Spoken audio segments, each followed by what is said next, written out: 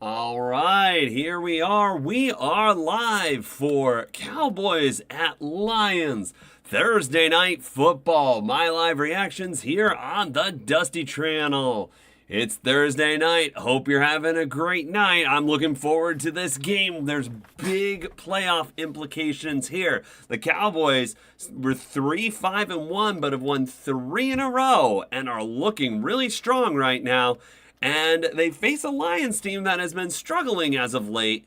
They've been able to do some stuff, but they haven't been able to finish out games. They were able to beat the Giants, but that was really close. And then they faltered against the Packers yet again last week. So a lot riding on the line here with the Lions at home right now.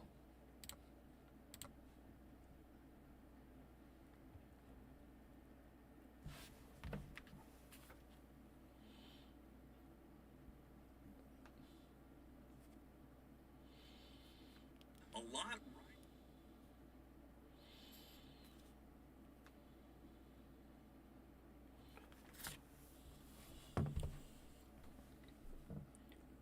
All right, the game's just about to get started.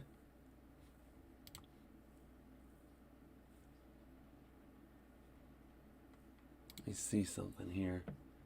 My OBS chat isn't popping up correctly, so let me see if I can do this in the YouTube control panel instead. Oh, and there is the kickoff. The Lions have it. They return it to about the 37-yard line.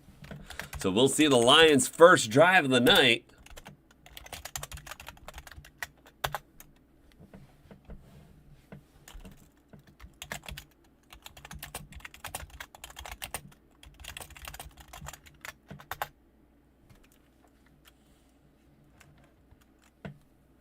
All right, so Jared Goff hasn't been having the greatest season this year, but he's getting ready to go now.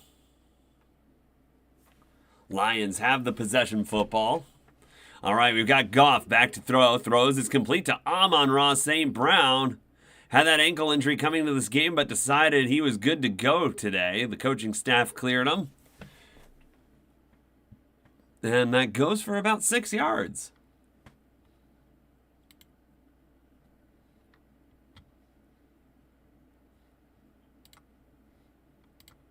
All right, we'll see what comes up next here.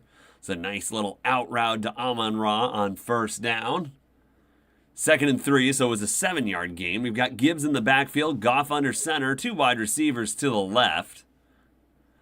The Cowboys bring a rush, and it gets to Goff. He throws it, dirts it to the ground. The Cowboys were acting like they got it, but don't believe they thought it was a fumble. I don't think it is.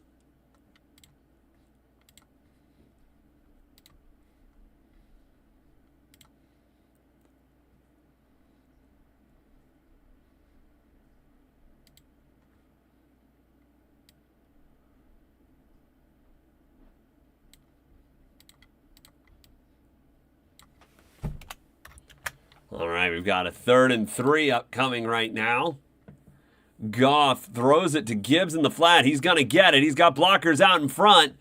Gets 10 yards. That's like a 15-yard gain. A nice play to Gibbs on 3rd down to keep the drive alive.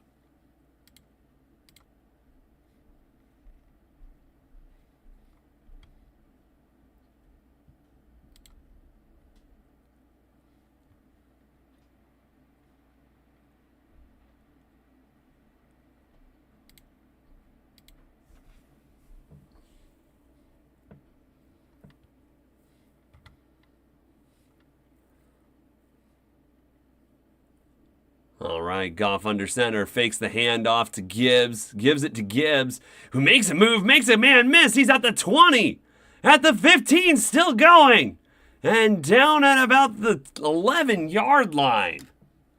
So the Lions had a 3rd down early on the drive, but 2 back-to-back first down plays has them within the red zone. Not quite goal to go yet, but they are very close. They can still get one more first down.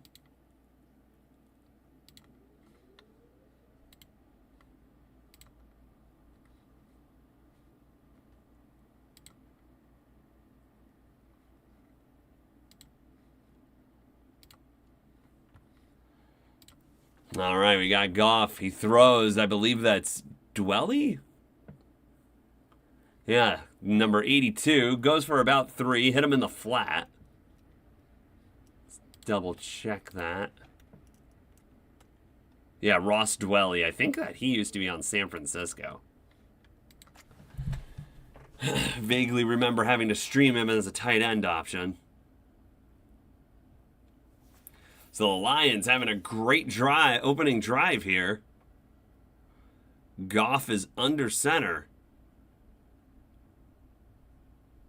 Has a tight end in motion, hands it off to Gibbs, and he's going to get tackled in the backfield for a loss of 2. So big third down coming up here. Can the Cowboys hold them to 3 on the opening drive?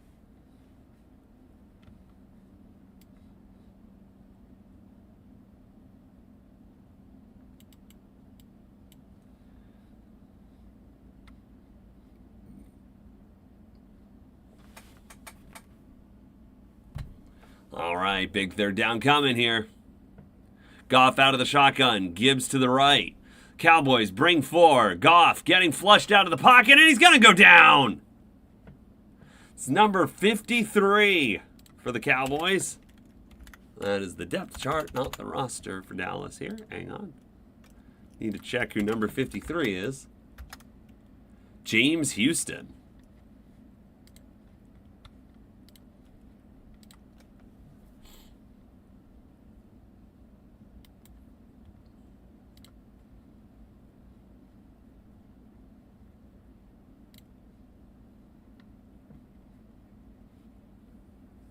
All right, we've got Jake Bates going to kick a field goal now. It's up, and it is good. So the Lions have a 3-0 lead to start this game. You're listening to my live reactions here on the Dustytron channel on YouTube Live.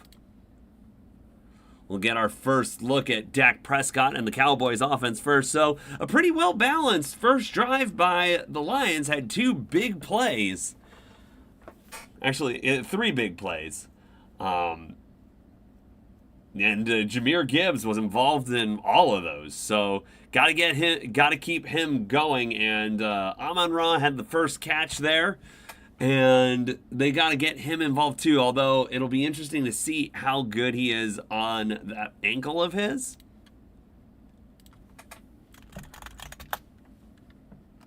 For those of you just tuning in, this is the Dustytron channel here on YouTube Live. We post great content all the time, so if you like what you're seeing, give the video a like and subscribe to the channel, and be sure to click that bell to be notified of all our great content.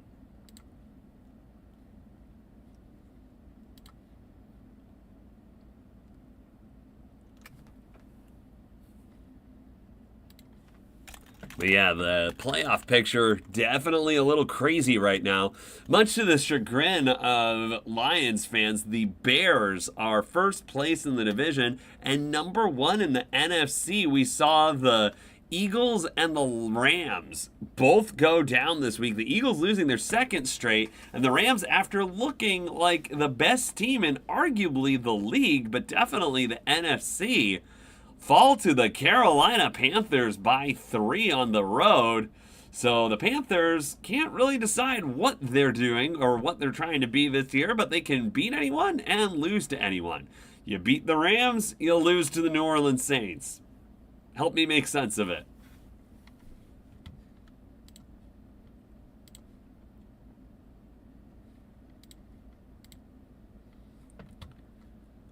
We've got 3-0 Lions. It was a good first drive for Detroit, but you know they would have liked to get that ball in the end zone. And Dallas's defense, to their credit, got some pretty good pressure on Jared Goff, so we'll have to see how that continues throughout the night. Got the sack on that last play.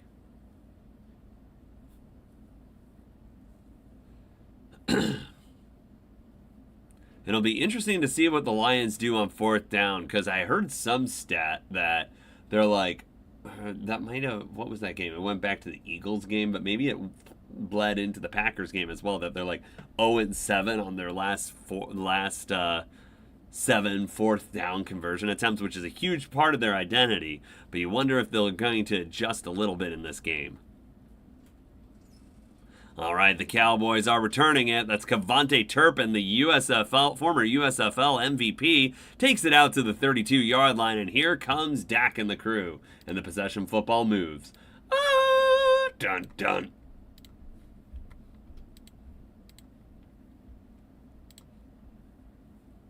So one of the bigger surprises this year, Javonte Williams.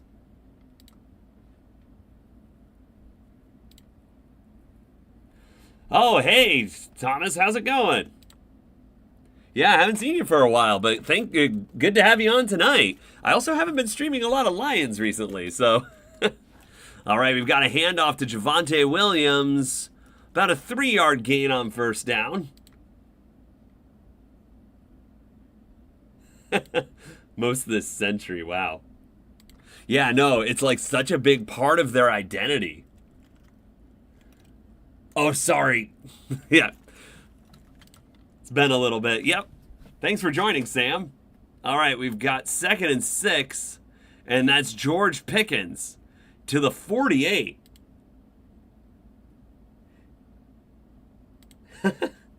Yeah, no, I'm seeing Thomas on here.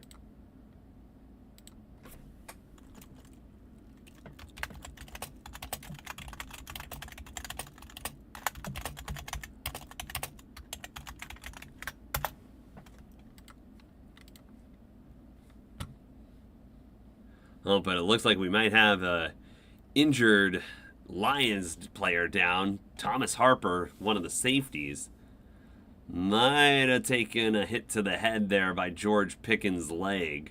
George Pickens having a great season for the Cowboys. I really didn't see that one coming. And I think it was interesting because it's like, okay, I thought maybe he might be decent, like being a number 2 to CeeDee Lamb, but when CeeDee Lamb was injured was when George Pickens really started to break out this season. And he's been, I think he's like wide receiver 4 in fantasy or something like that. I have him in a couple of my leagues, and it's really helped.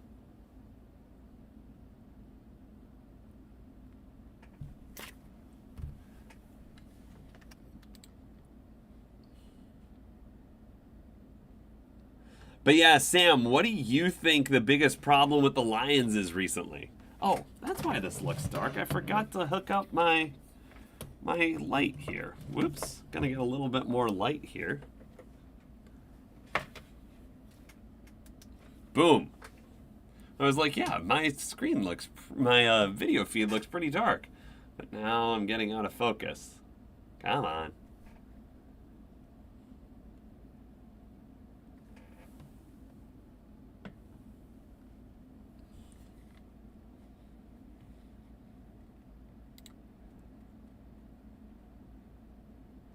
It does actually look correct now, Sam. I see that now. So it looks like your username is correct. Sorry about that.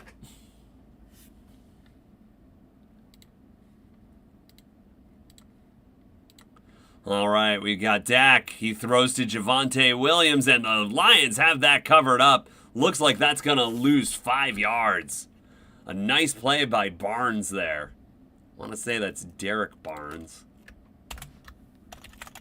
Yep, Derek Barnes. I don't know why. His name stuck with me a little bit because he got juked out by Jameis Winston in that game against the Giants. And it was just a crazy play on that Philly special play that Jameis Winston caught and juked him out and went into the end zone. All right, we've got Dak on 2nd and 15. Throws. Oh, he's got Ferguson over the middle for a first down. That's the Lions' 40-yard line. Jake Ferguson having a big year.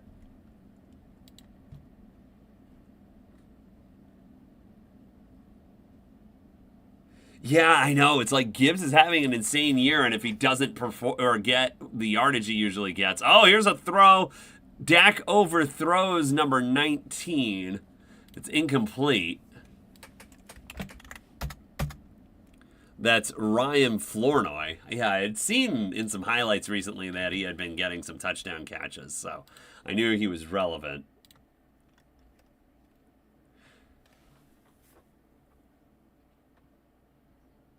Yeah, and it's like a QB who's not even like a scrambling QB. It's like Jameis Winston. He's like really kind of a statue in the pocket. All right, we've got Prescott out of the shotgun, hands it off to Javonte Williams, and he's gonna get nothing. But yeah, I hear you about the Lions. Like, yeah, their offense was really good against the Giants, but it was terrible against the Eagles. But the defense balled out against the Eagles, but then the defense didn't play well against the Giants. So that's really confusing how neither side shows up week to week.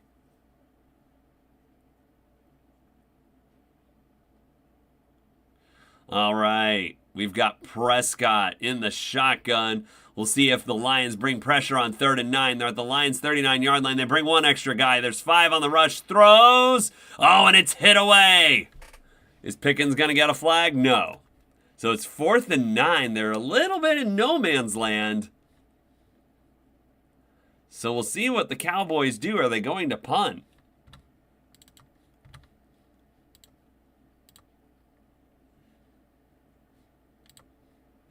Yeah, that's a good play by the Lions secondary, being able to converge on Pickens there and knock the ball away. Oh, they're going for a Brandon Aubrey field goal. A 57-yard attempt. This would tie the game. And Aubrey, he's one of the best in the league, nails it. And so the Cowboys tie the game at 3. 3-3 with 8:07 left to play in the first quarter. You're listening to my live reactions here on the Dustytron channel on YouTube Live. Dallas 3, Lions 3 here on Thursday Night Football. But yeah, pulling up the... Actually, let me do this really quick. That'll make it so I can have a good view of the chat and my other window at the same time. Okay, let's break out this.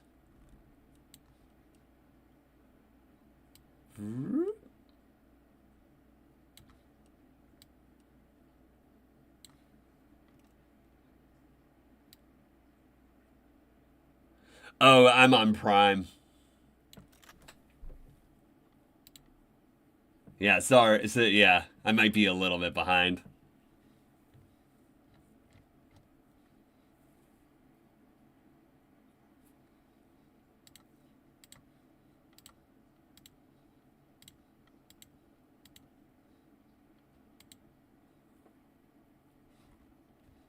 All right.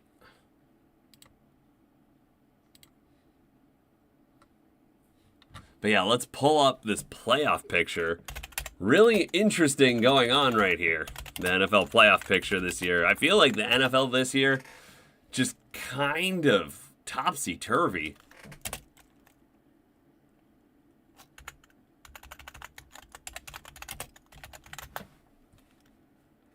Much to my ire, the Broncos keep finding ways to win. I was so hoping the Commanders would make that 2-point conversion, and I feel like the way they're winning games is just so unsustainable. I have a feeling that the Broncos are going to be either one and done or win one playoff game and not get much farther than that. Their defense, very good, but the offense just not really performing up to a sustainable standard. And these really close games, I don't think they have enough offensive talent to keep sustaining this.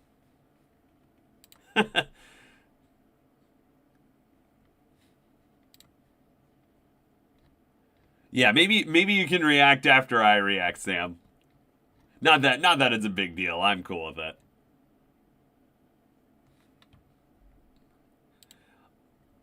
Yeah, the Chiefs, or the biggest fraud in my opinion was the 11-0 Steelers in 2020. Everybody knew they weren't a good team. All right, here's the kickoff.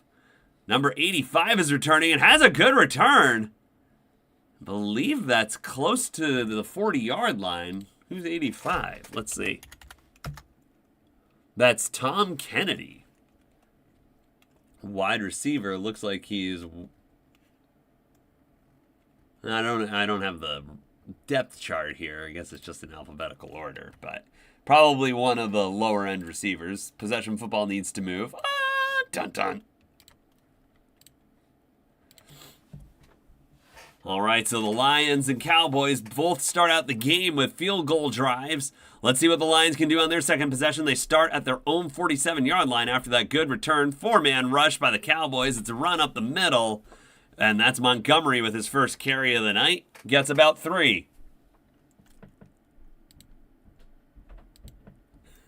Yeah, that was the year the Steelers started at 11-0, and then I think they lost out for the rest of the year and then lost to the Browns in the playoffs. Yeah, it'll be really interesting to see if Pittsburgh can find a way into the postseason, but it looks like both the Ravens and the Bengals are threatening them for the NFC North. All right, we've got Goff in the pocket, throws, and he's just got to dirt this one again. The Cowboys are acting like that's a fumble. It looked like a pass to me, but the refs let the play out. And they're ruling it Dallas's ball, so let's see what this looks like on the replay. I thought that was an incomplete pass.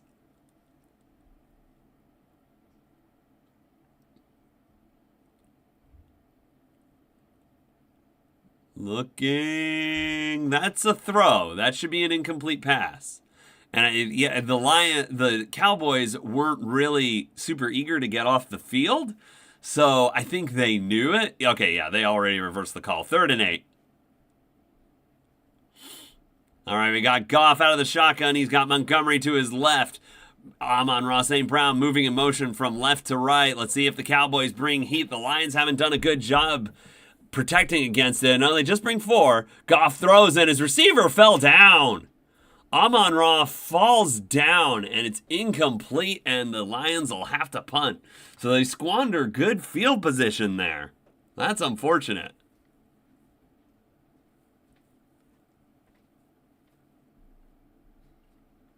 Now let's see what happens here.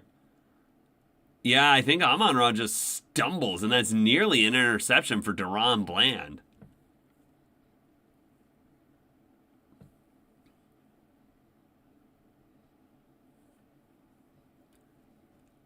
Oh, I don't think Steelers are getting to the Super Bowl. Like, they'll, do their traditional one and done in the playoffs. All right, there's the punt. It's fielded by Turpin. I think he called for a fair catch and then started running it. But the possession football will move. Dun dun.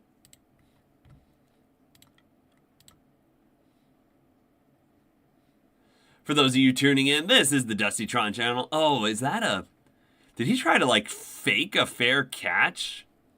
I know sometimes players do that. I don't know if he made the full motion, but it seems like the refs blew the play dead. Let's see what they discuss here. There's 7:07 left in the first quarter.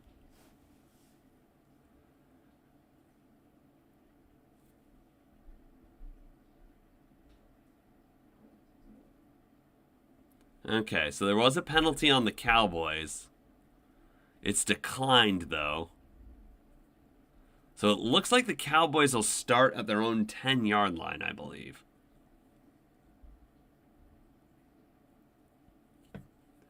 Looks like it might have been a hold on the Dallas receiving coverage there. So 1st and 10 for Dallas. Backed up against their own end zone. Oh, it's the 4-yard line. Big difference there. So the Lions defense, can they make a big play here?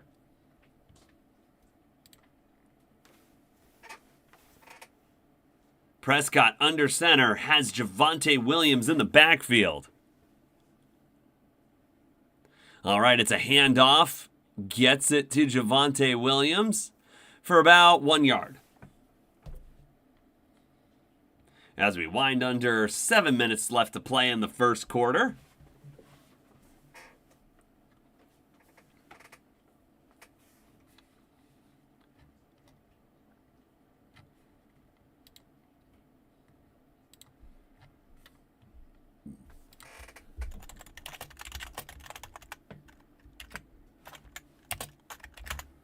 All right, Dak out of the shotgun.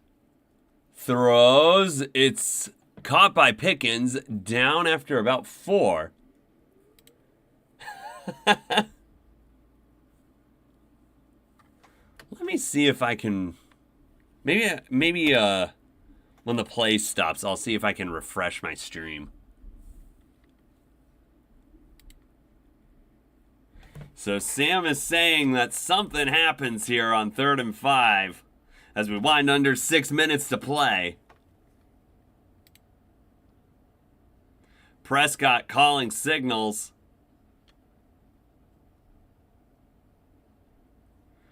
And the Lions bring pressure. Oh, and he's going to get taken down for a safety. You don't see that too often. Safety. Yep, they rule it that. So now we have got a very odd score here. 5-3. 5-3 Detroit.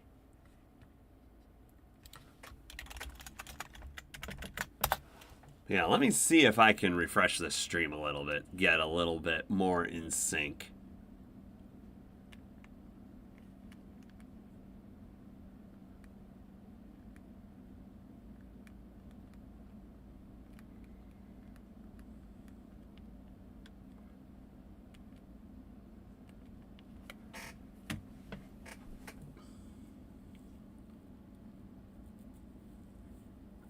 All right, it looks like I think it's going to stand.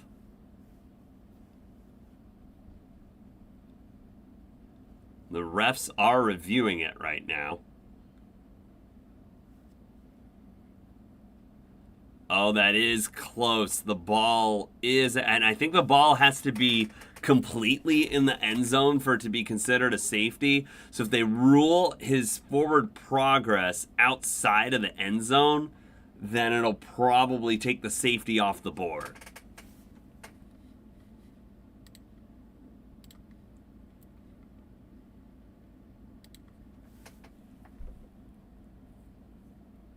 Still awaiting the decision.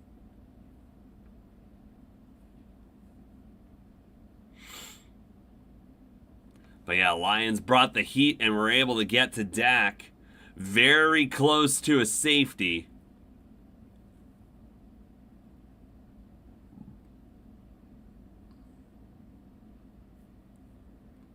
All right, looks like no safety is the call. So, got to take those points off the board. Always a sad day when you have to take points off the board. Dun dun. Yeah, so I think it's because the ball is not fully in the end zone when he starts getting pushed back. And so his forward progress is technically at like the half-yard line or something like that. But still a very good possession by the Lions here, defensive stance by the Lions here, and they should be able to get really good field position from this punt. That'll bring the house and try to block it. All right, Cowboys line up to punt. Gonna bring 2 extra guys on the rush, it looks like. They do. There's the punt. It's fielded at their own 40. And it's to the 45 of the Cowboys to their 42-yard line.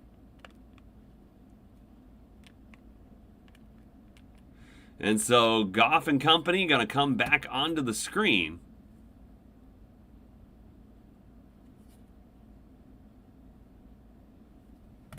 All right, so we'll see Goff and the Lions starting in Dallas territory. So hopefully they can get something going on this next possession with the great field position that they have. All right, Sam, so right now I see that you wanted Lions Steelers, but what is your Super Bowl pick right now? I think I've got the Rams from the NFC. I don't trust the Patriots. I don't like any of these teams that are in the playoffs right now. Like, I want to say it's like, it might even be like the surging Texans or something like that. They're not in the wild card right now. They're not in the playoffs right now, but I think if they get in with how they're playing right now, they might be a dangerous out. Yeah, because I think I think the safety rules are a little bit different, Sam, when it comes to breaking the plane. For a touchdown, all you have to do is touch the white line. I think on a safety, the ball has to be all the way behind the white line, if I'm remembering the rules correctly. And I think on the replay, you could see that Dak started going backwards in front of the end zone line and then got pushed backward into the end zone. Safeties are always close because it's stuff like that where it's like they usually get pushed backwards and they have to establish where forward progress stopped.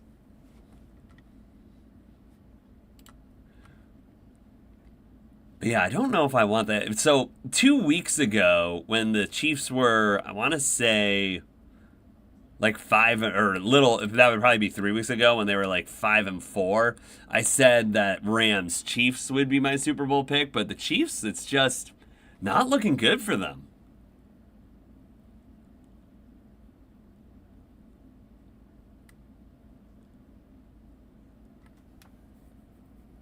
I don't think it's the Bears. Do you believe in the Bears? I think that they've just benefited from a lot of close games. Now, to be fair, they've got a really good rushing attack and their defense has been playing decently, but I don't know if I believe in the Bears. They're definitely not the 1 seed in the NFC. That's like when the Titans won it back in, I want to say 2020. It was 2022. And then they lost their first game to the Bengals. All right, we've got Goff back to throw. Throws. It's complete to Gibbs. And Gibbs is going to get about 3 on first down as we wind under 5 minutes to play in the first quarter. I think the Packers are too inconsistent.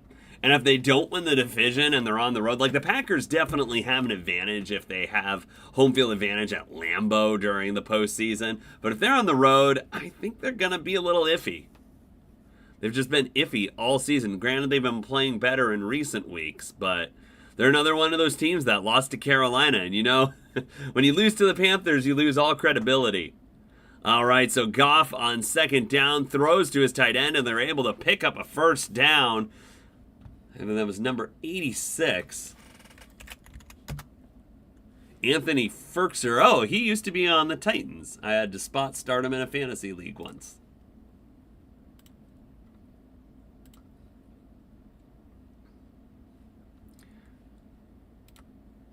All right, we got a 1st and 10 for the Lions at their own 29. Goff throws it to his lineman, and there's flags all over the place here. So his lineman split out, and then Goff throws the ball to him like they were setting up a screen pass for their offensive lineman. Oh, I'm sorry. They're at the Cowboys' 31-yard line. I don't know what I was thinking there. Yeah, they had their lineman split out, and I think he was moving when the ball was snapped. I don't think if you're the outside receiver, you can be in motion. Plus, he doesn't even catch the ball that Goff throws to him there.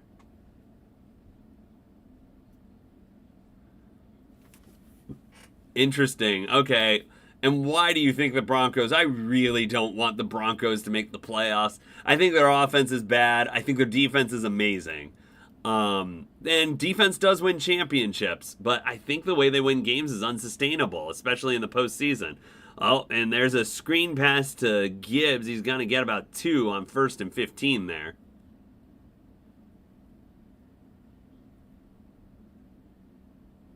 Okay, yeah, no, to be fair, that is a big game this week. I believe that's at Green Bay. Yeah, if the Bears can pull off a win in Lambeau, that would be huge for them. Yeah, so we've got a 2nd and 12, I think. No, 13. So it was a 2-yard gain there. They're at the Cowboys' 34-yard line. Goff throws, gets it to Amon-Ra in stride, and he's got it to the 15, the 20. The 7-yard line is when the Cowboys finally take him down, and this is going to be 1st and goal for the Lions. Big play for Detroit. For those of you tuning in, this is the Dustytron channel here on YouTube Live. We post great content all the time. On Tuesdays, we post our weekly picks. On Wednesdays, we post power rankings. And on Thursdays, we stream live reactions to Thursday Night Football. So if you like what you're seeing, give the video a like and subscribe to the channel and click the notification bell to be notified of all our great content. You don't want to miss it. All right, Goff under center, hands it off to, oh, that's Jameson Williams. I think he stepped out before he got to the end zone. Let's see if they rule it. I think he's out. That's fair. The Broncos will win all the games in the fourth quarter.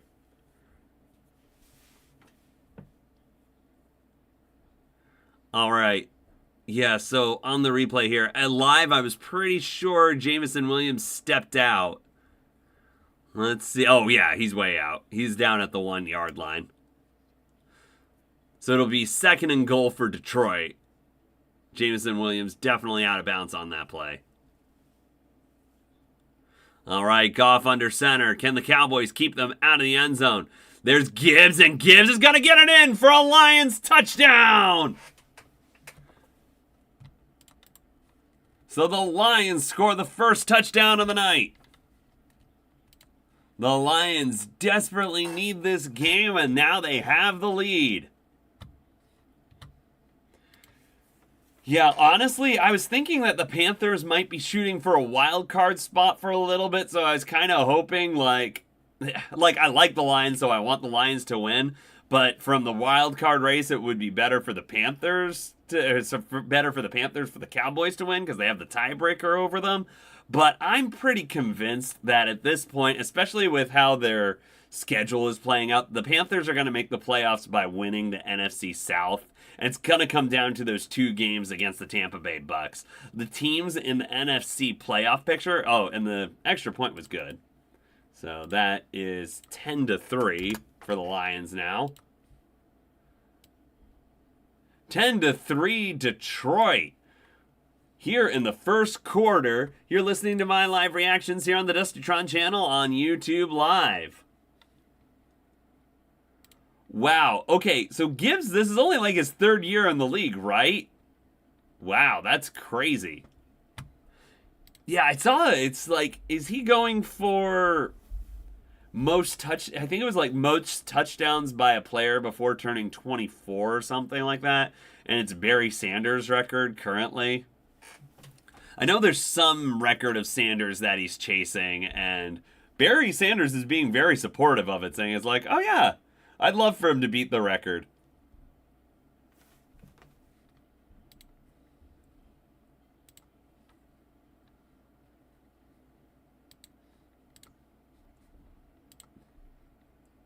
There's 2 minutes and 14 seconds left in the first quarter. Game's going a little slow right now. Oh, wow, yeah, and he's still got a lot of time to go. See, Sam, I pay attention to the Lions. I try to pay attention to Lions media.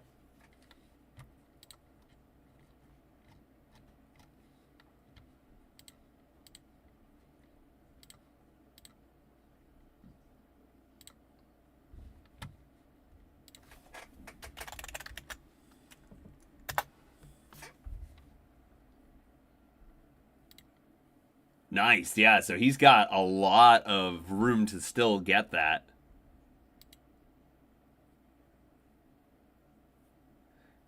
Yeah, and especially if they make the playoffs, that'll extend it too, so I think he can, at the pace he's going, I think he's definitely going to do it. Yeah, I thought it was interesting because the Lions got a lot of flack for that Jahmyr Gibbs pick, but he's been huge in their offense.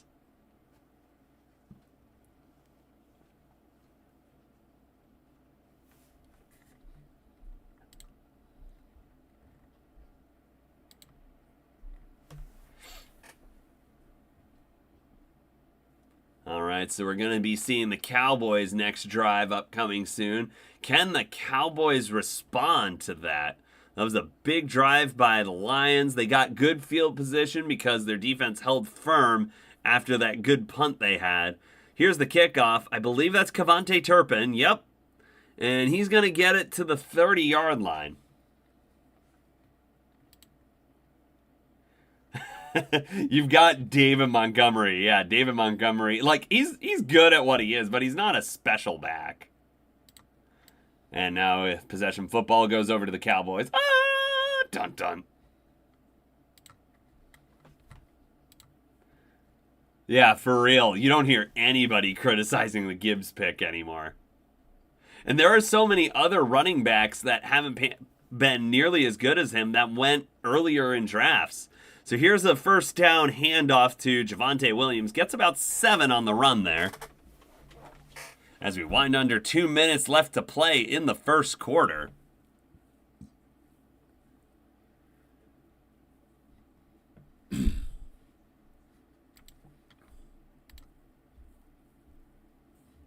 It is interesting to think, though. The Lions are 7-5 right now. And their recent success has just made that look like a bad year. But in most Lions years as of late, this would be a phenomenal season being 7-5 at this point in the year. But yeah, success comes quickly and people have expectations. All right, so that's about a 2-yard run on second down. So they've got about a 3rd and 1 coming up here.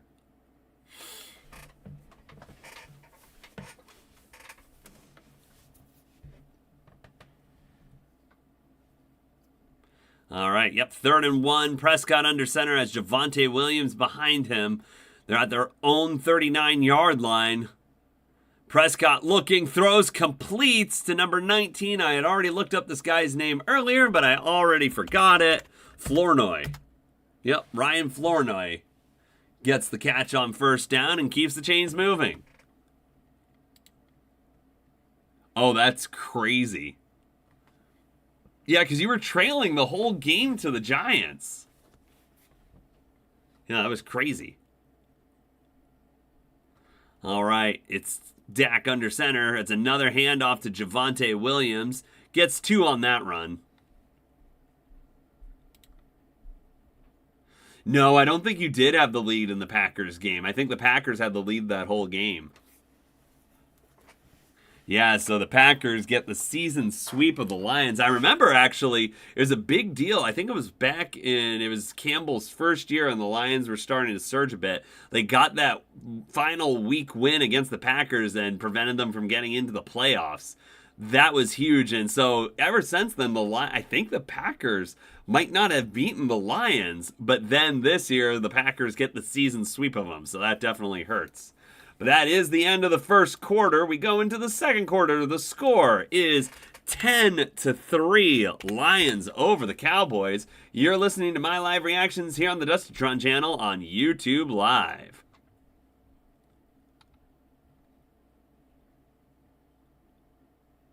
Yeah, I thought it was something like that. Yeah, because the Lions were definitely being more competitive with the Packers in recent years.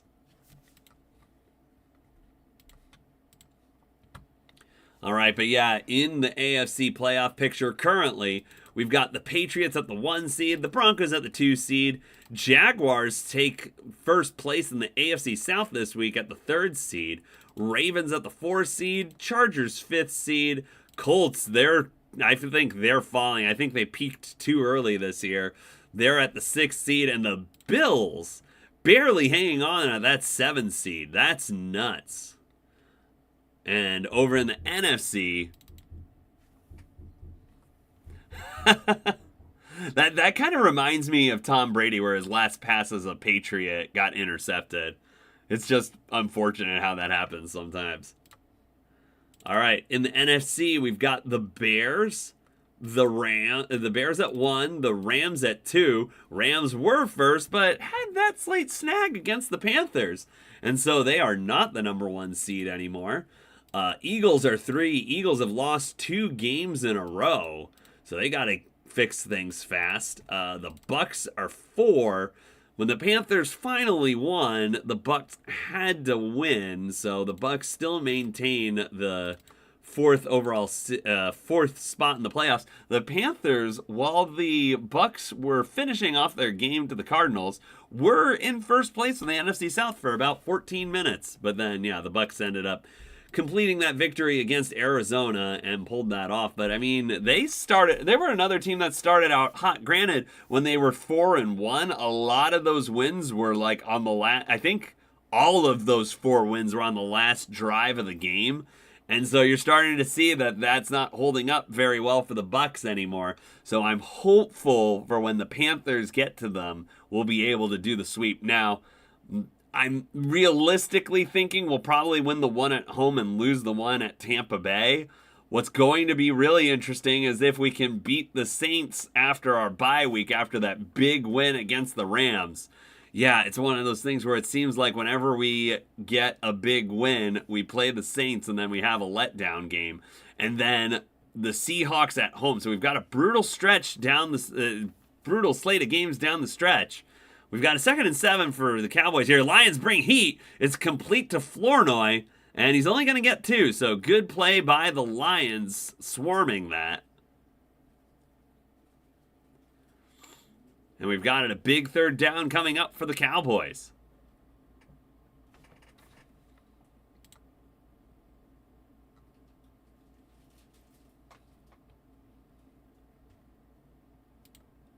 Yeah, no, this is the last bye week. So yeah, it's Panthers, Giants, Patriots, 49ers this time. So my hope is that the late bye week gives them good rest and then they'll be good down the stretch. But all right, there's a throw. It's to Lamb. Oh, a missed tackle, and Lamb's going to get that 1st down all the way to the Lions' 35-yard line. You want Lions and Panthers as the NFC Championship? I mean, that would be fun.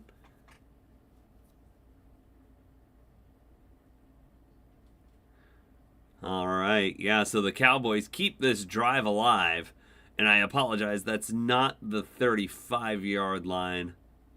Need to see exactly where that is. Oh, okay, I was close. It's the 37. Oh, it's a jet sweep to Kevontae Turpin on 1st down. That's going to be to about the 33-yard line, about a 2 or 3-yard gain there. Hey, I mean, if the Panthers somehow made it to the NFC Championship game, I would say that this was definitely a successful season. And it's interesting. I could see if they get into the playoffs, they could be one of those really weird teams to play that you might not want to get matched up against. Mostly because they're just so freaking unpredictable this year. Can lose to anyone and win against anyone. All right, we've got Dak under center. Hands it off. That's Javonte Williams. Goes forward for about 3. So we got a 3rd and 3 upcoming as we wind under 13 minutes left in the 2nd quarter. Can the Cowboys keep this drive alive and tie the game? Or are they going to have to settle for 3?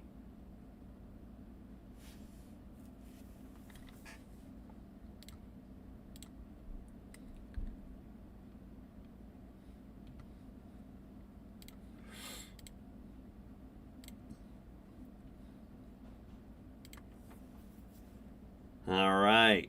Prescott out of the shotgun. It's a flip to Javonte Williams to the right. Can the Lions stop him? Oh, they had a shot and missed him again. So on 3rd down, the Cowboys able to keep the drive going.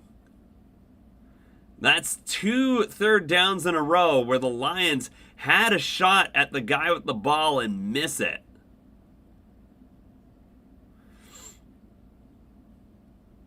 Yeah, I believe that was... It wasn't Anzalone who had a shot at him. I think it was 40-something. Okay, well, that guy's a running back, so it's not number 40. It's a different number. I'm not sure. All right, Dak under center. Play action. Boot out to the left. Throws. Oh, that was odd, but is able to get it to his tight end. I believe that's Escobar. Nope. Spanford. Escobar, number 89, was a couple of years ago, I guess. So I think that goes for about 5. Got it to about the 20-yard line.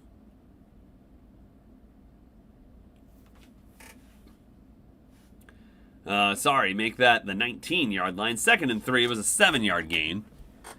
hands it off. That is Malik Davis. And I had no idea who this guy was until I saw his breakout run on Thanksgiving Day against the Chiefs. Number 43, Malik Davis. Seems to be a change of pace back.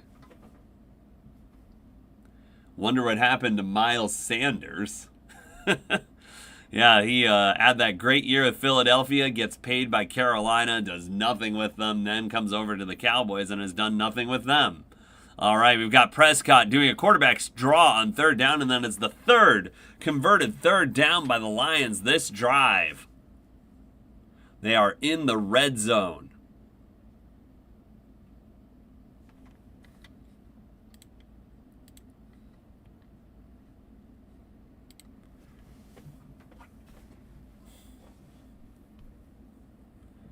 All right, 1st and 10. We're under 10.5 to play. They are at the 15-yard line of Detroit.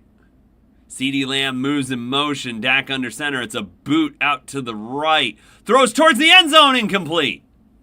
No flags, so it's going to be 2nd and 10. Was going for Flournoy. Pretty good coverage by the Lions there. And Dak Prescott wasn't able to fit it into that window.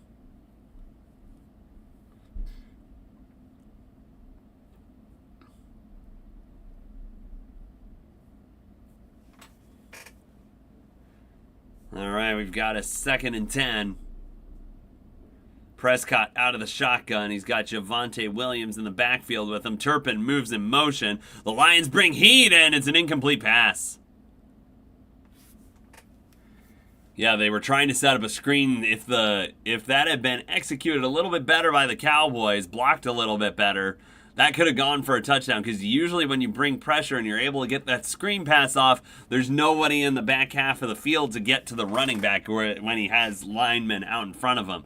But the Lions defense able to do enough to make sure that they don't get caught off guard here. So this is a 3rd and 10. Can they finally get the Cowboys offense off the field? Prescott out of the shotgun.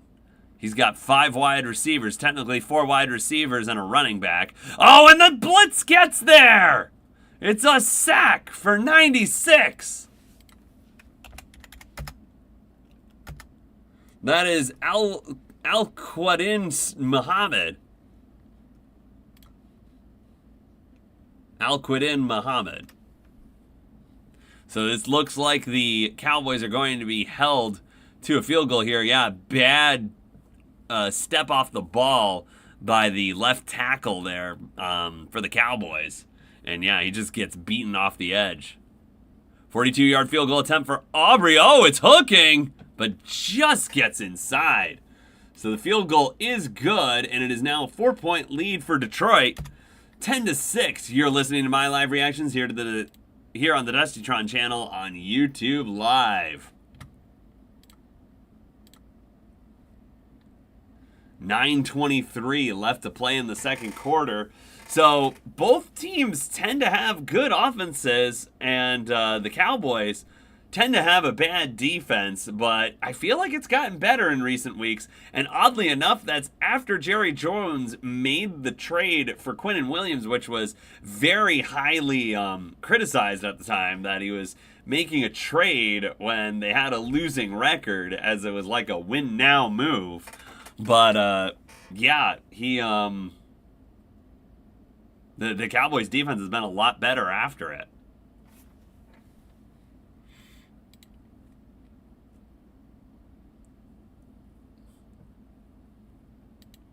So that's with the touchdown tonight that he's tied there, it sounds like.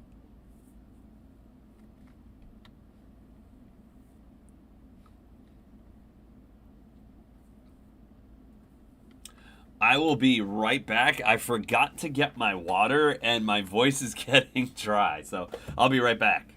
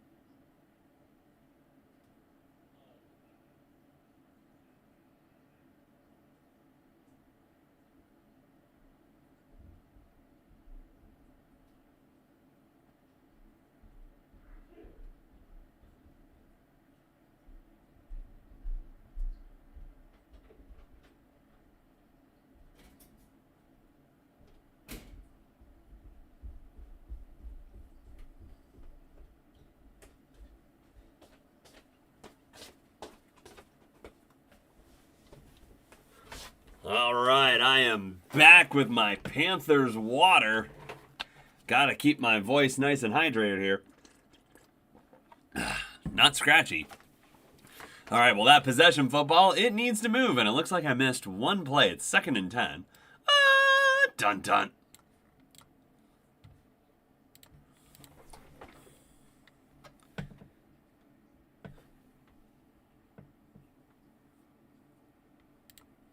Hey, Bill, how's it going? Welcome into the chat.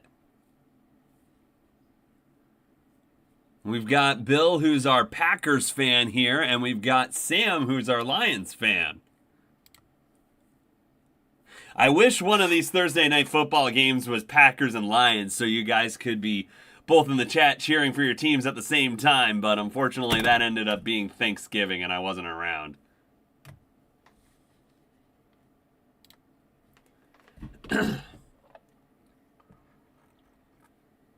All right, so we've got a 2nd and 15. Looks like that was a false start.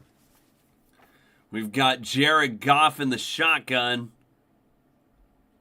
Cowboys bring 4, throws. It's complete to Gibbs. Gibbs making some guys miss. Gets about 2 yards away from the first down marker, so it'll be 3rd and 2 upcoming.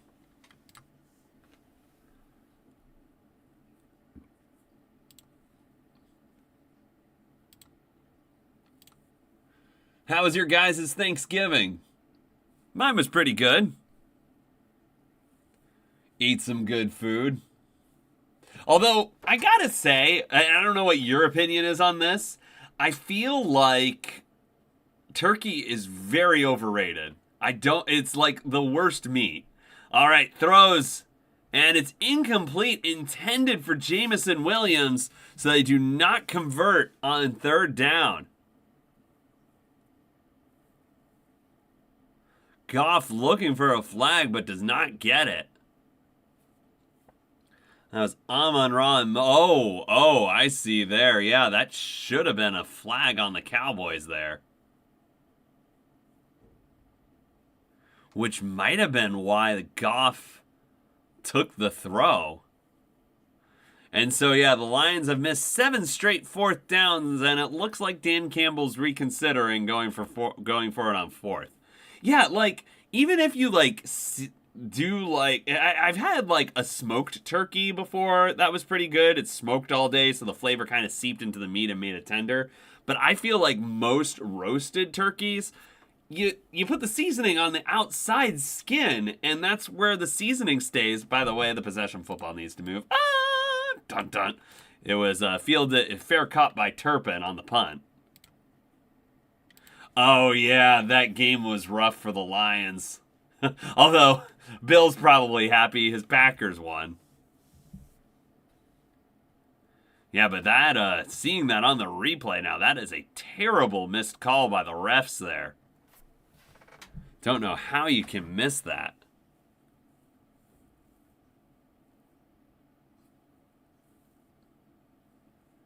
But yeah, the only way I've gotten turkey to be good, I have my own recipe I do where I brine the turkey. I do just the white meat. I brine the turkey overnight and then I actually wrap it in bacon, and it's a bacon wrapped turkey and it's actually really good. But besides that, I've just never had any turkey that's wowed me.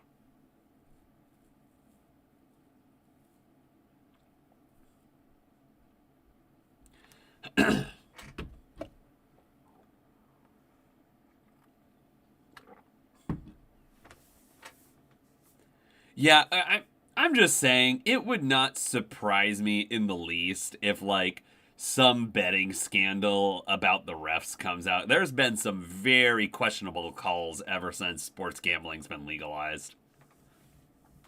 Kind of like, it makes me think of the NBA when there was definitely that ref who was throwing games. I'm not saying that's what's going on, but it would not surprise me if some scandal came out.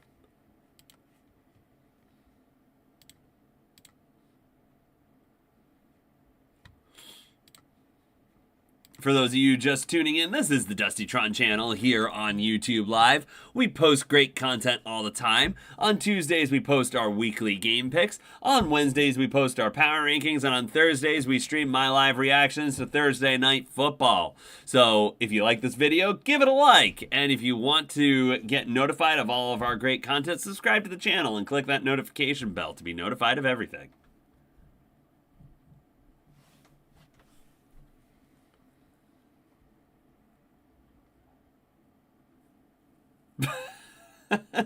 I don't know that incident you're talking about specifically, Sam. Although I will say our safety had a bad hit on the balls on Juwan Jennings and got suspended for a week for it.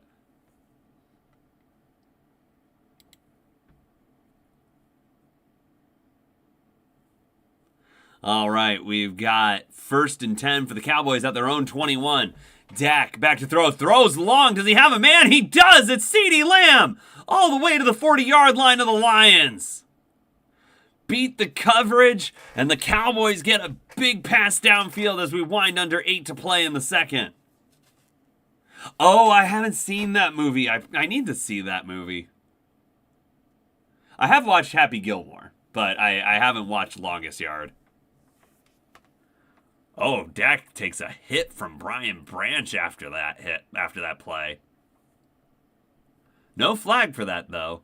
And they got it to the 42-yard line. Sorry, I thought it was the 40. Hayden Hutchinson chasing Dak. Lions all over Dak, and that was an odd pass by Prescott trying to get it to Ferguson.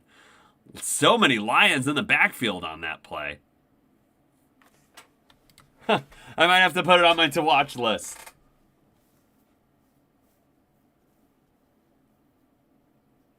All right, yeah, Prescott, I think that ball goes backwards. So that was technically a fumble. Jake Ferguson fell on it quickly, though. So that's actually, it might be, yeah, it's a big loss on the play because of that. Let's see how big of a loss that is. Okay, I won't.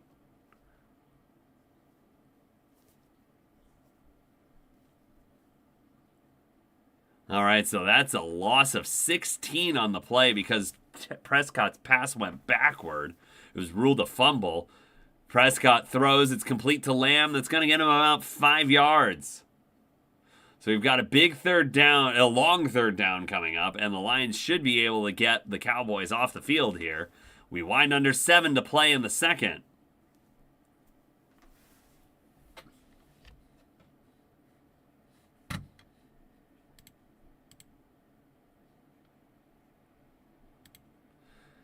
Ten to 6, Lions over the Cowboys. We've got a 3rd and 21 upcoming. Can the Cowboys convert this?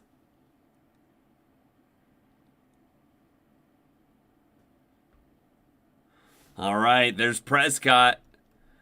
Oh, runs into his own lineman, but then gets it to Ferguson in the flat. That's not going to get it done. Oh, he lost the ball, and the Lions fall on it. So what went from kind of a give-up play by the Cowboys turns into disaster as Ferguson fumbles the ball, and the Lions will have it at their own 47-yard line. Yeah, that ball's out.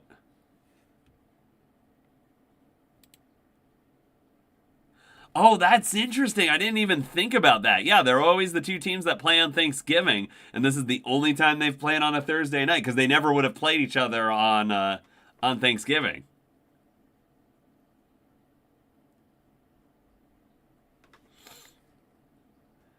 So that is the first turnover of the night. And can the Lions turn this good field position into another touchdown? Goff is under center at their own 47-yard line. He's got Gibbs in the backfield. Hands it off to Gibbs. He's off to the left side and only going to get about 3.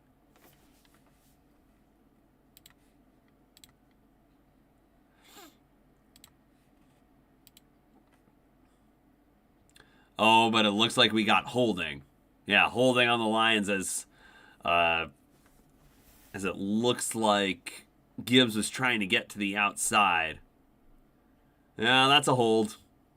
It just drags him down almost by his arm there.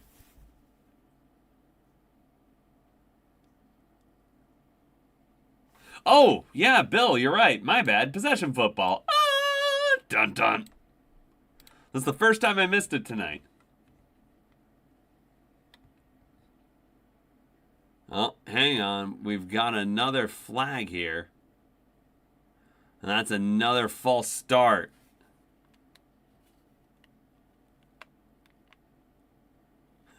Okay, so I thought I refreshed this. Let me try again.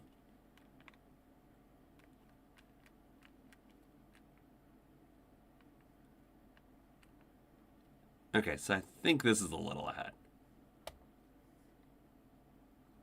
Okay, yeah, I might be like 2 or 3 plays behind you.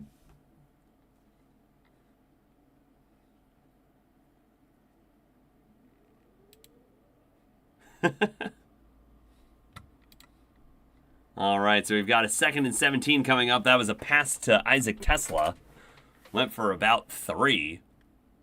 They're at their own 40-yard line. And it's a fake. Here comes Goff. Throws long, and there's Jameson Williams. Gets it to, I think that's the 35. 4:27. Okay, so it looks like you're about 40, maybe like 35 seconds ahead of me.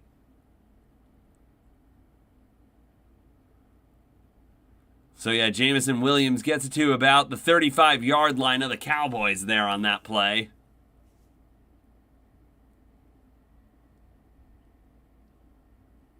All right, we got Goff. Goff throwing towards the end zone. That was to Jameson Williams, but he was in double coverage there, so that one didn't work.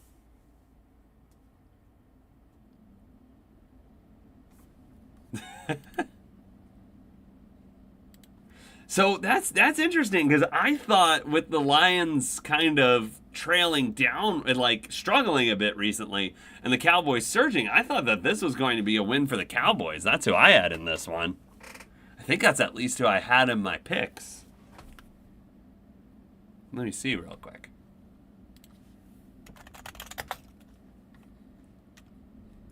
And I do have my desktop audio muted, so you won't hear it this time. All right, there's a handoff. I believe that's Montgomery. Oh, Montgomery gets a hole. Oh, and he's going to take it in.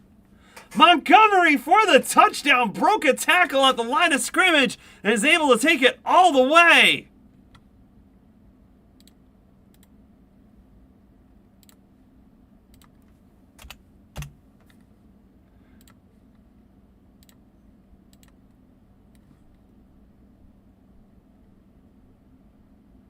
Okay, yeah, no, that is a big swing in playoff probability there.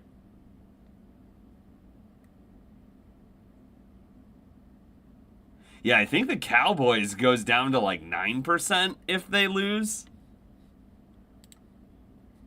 Yeah, let me pull this up really quick here. Did I pick... All right, Jake Bates gets the extra point, and so it's back to, well, no, it's not back to. It's an 11-point lead for the Lions right now. They lead 17-6 with 4:27 left in the second quarter. You're listening to my live reactions here on the Dustytron channel on YouTube Live.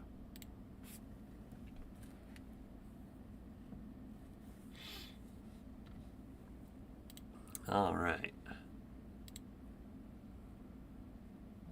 That is not what I wanted. I wanted the short here.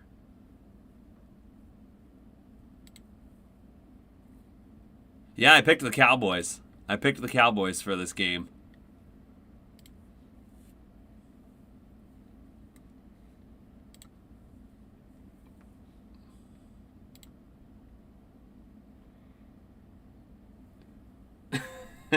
I mean, he was the hottest offensive coordinator in the league, and he didn't.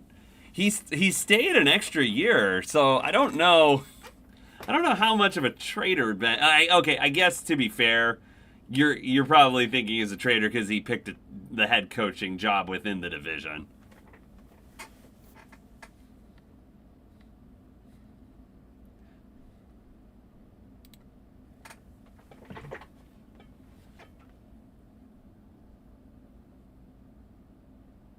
Yeah, okay, no, I get that. There is a lot of animosity between all the teams in the NFC North. Vikings, Packers, Bears, Lions. Nobody, if you're a fan of that team, you gotta hate the other three.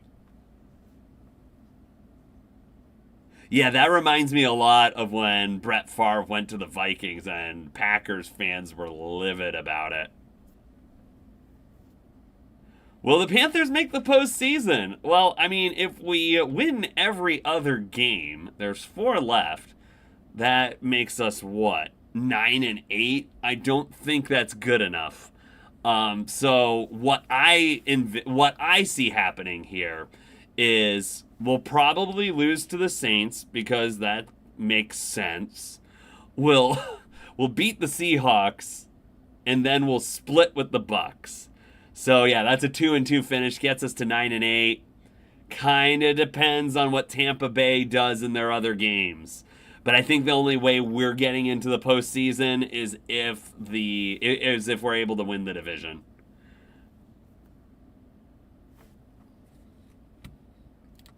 So if I were betting right now, I would probably say no. I don't think we're going to do it. But that also being said, did not expect us to beat the Rams at all, especially after that putrid Monday Night Football game. All right, it's Cavante Turpin on the return, and Cavante Turpin, oh, he's got it loose, but there is a flag. He got it to the 50-yard line, but there was a big hole there, and that might be holding on the receiving team.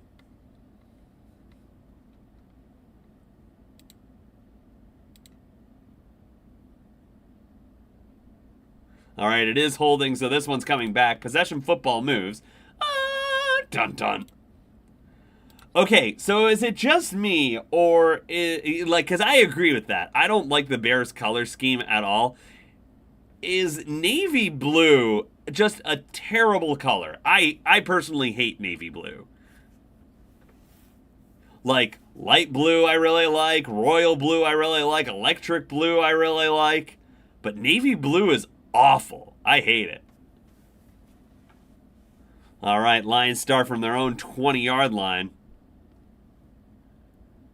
Cowboys, they throw it. Javonte Williams in the flat. Gets about 5 on that play.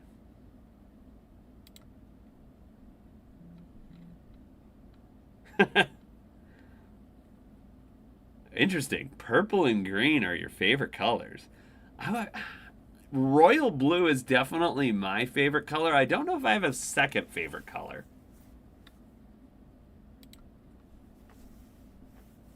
Bill, is that just because of the Brett Favre trade you hate the Vikings the most? All right. Throws. It's complete to CeeDee Lamb, and he makes a guy miss.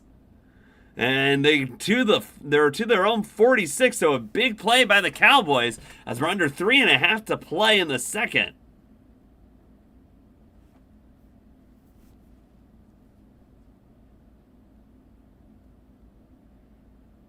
Silver or gold with navy blue? Oh, you're kind of thinking like a Notre Dame Fighting Irish.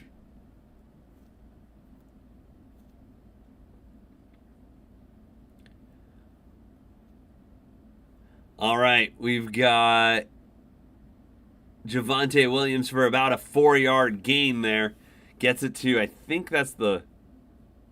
Yeah, that was so crazy. Because, I mean, I wasn't even, like, huge into, like, following, like, Packers news at the time. But I just remember all the headlines talking about, like, all the Packers rage and stuff like that.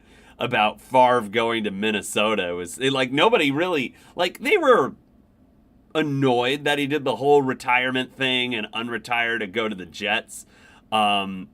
Oh, we've got a long ball here for Pickens, and oh no, there's a flag for pass interference on Reed. So this is going to give the Cowboys the ball within the 5-yard line. Okay, I think I would really like to see the pass interference change because the pass interference rules. I don't want it to always be a spot foul because this is kind of ticky-tacky. I guess he kind of holds his arm there. Oh, Offsetting penalties. Okay. Looks like there was holding on the... Oh, illegal hands to the face on Ferguson there. Okay. So the Lions luck out there because that would have had the Cowboys at like the Lions 3-yard line. But instead, it's an offsetting penalties and just replay of the down. All right, Prescott in the shotgun has Malik Davis behind him, and it's a handoff to Malik Davis, who gets about 3. And that will probably take us down to the 2-minute warning.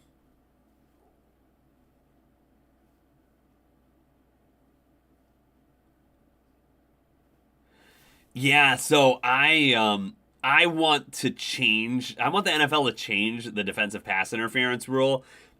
I think it should be a 10-yard or maybe even a 15-yard penalty unless it's obvious that there was flagrant interference, like tackling the person because you were beat.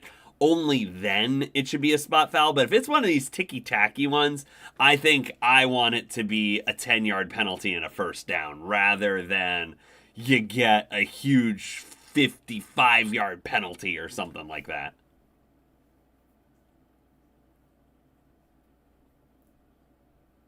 So I originally thought 15-yard penalty max as well, but then you're going to be getting players purposely tackling receivers when they get beat, and that's just bad football. So I think there needs to be that caveat that the officials can say that it was like a flagrant pass interference, and that's a spot foul, because you don't want people to just be like tripping up the receiver when they get beat.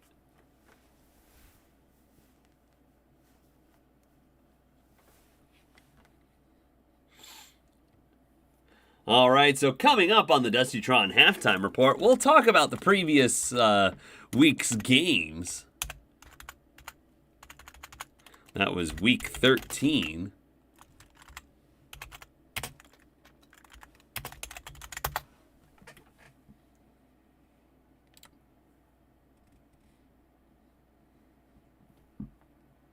Okay, why did it bring up the 2024 season? I want 2025. There we go. That's the right thing. Come on.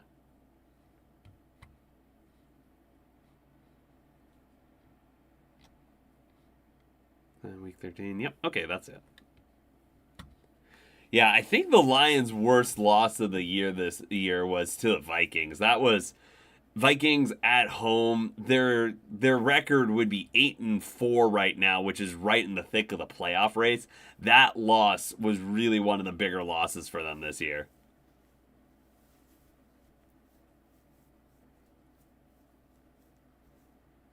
Yeah, I know, and it's one of those things where it's like it makes me think of when the one year they allowed reviews on defensive pass interference and like they never overturned anything. So you gotta wonder how much discretion you can give to the refs in that situation.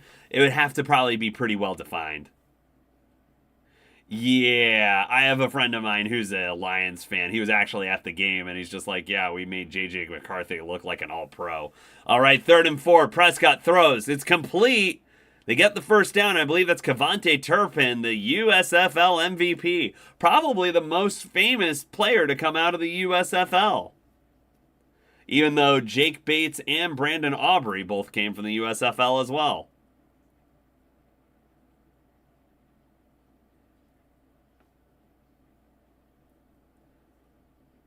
All right, Prescott out of the shotgun. Back to throw. Throws deep. Oh, he's got a man, but he couldn't keep the ball in bounds. Lamb didn't have a shot at that one. Prescott throws it out of bounds. 2nd and 10 upcoming. Yeah, I mean, Lamb gets a step on Robertson here. But yeah, just Prescott doesn't place that ball correctly.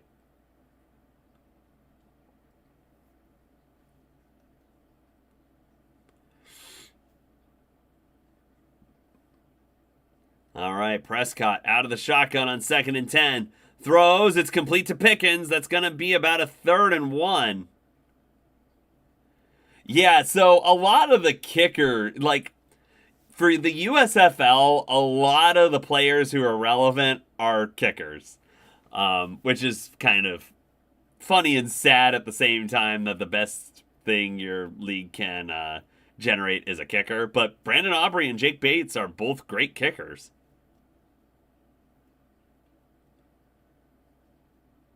Okay, so there's a face mask on George Pickens on that catch. So it's going to come back. Schottenheimer doesn't like the call. But, yeah, no, I mean, he got his hand in his face mask. Yeah, it's very rare when you see an offensive face mask, but Pickens did it there.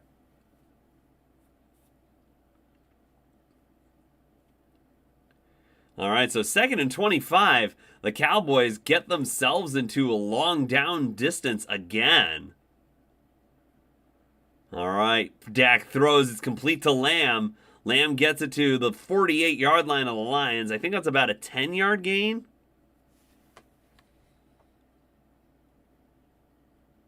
I was wondering what that was, Bill. It's like you've got a penguin saying hi there. Without context, I was like, what? All right, 3rd and 15. So that was indeed a 10-yard gain. 1 minute and 13 seconds left on the clock.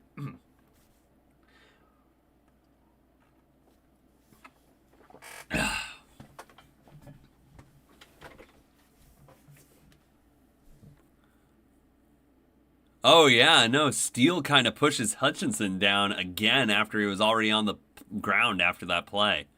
Actually, I think if I remember correctly, it was against the Cowboys that Hutchinson fractured his leg last year, so that's extra dirty. All right, 3rd and 15. Lions just got to get the Cowboys off the field here. They bring 4 on the rush, throws underneath. Oh, some bad tackling there leads to a 4th and manageable here. 4th and 3. Ferguson was able to get about another 5 yards after initial contact there. And at this point, the Cowboys might go for it. Or kick the field goal with Aubrey from here. That looks like what they're going to do. This might be a 60-yarder. There's 55 seconds left. Cowboys. It's the Lions who use a timeout there. Yeah, I saw Younghoe Koo. That was...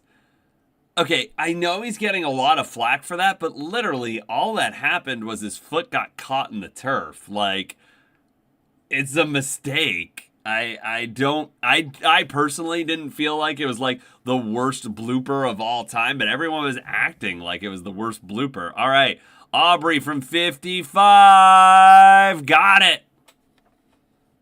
So he's 3 for 3 on the night. And there's 50 seconds for the Lions to try to do something on their end. They've got 1 timeout. The Lions did start with the ball, so the Cowboys will get it to start the next half.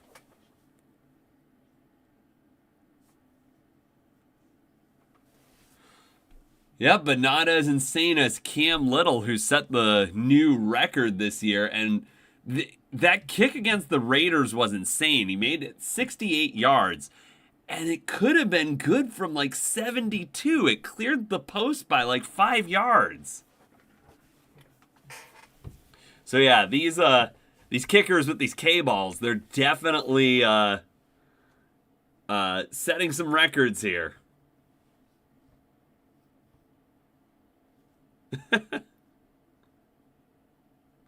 All right, Aubrey. Okay, so I know he only has one job, but it's like, I feel like it would be one of the most stressful jobs in the whole league. You got to make the clutch field goals and whatnot. And yeah, besides that, you're kind of just sitting on the sideline all game. I know I wouldn't want to do it.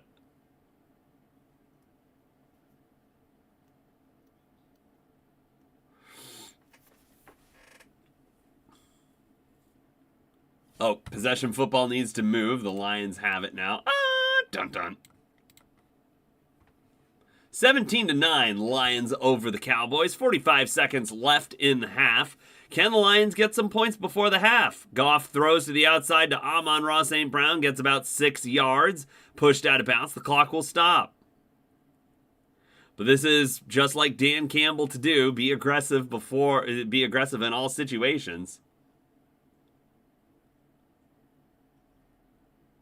Yeah, and you got to make sure like your leg doesn't get tight, because I don't know if you've tried to like kick footballs at all. You have to have such like leg flexibility. Like if your hamstring's tight or anything, you're not going to be able to get as much force into the ball because you have to follow through. Like if you look at some of the kickers, their foot like goes to their head. Oh, we've got a pass to Gibbs here, and Gibbs gets it close to midfield. Fumbled the ball for maybe a second there, but he did get it back. Clock is running. They're saving the timeout. They're at their own 48. Goff throws to the outside, gets it to Amon-Ra, who's able to get the first down and get out of bounds with 17 seconds left in the half.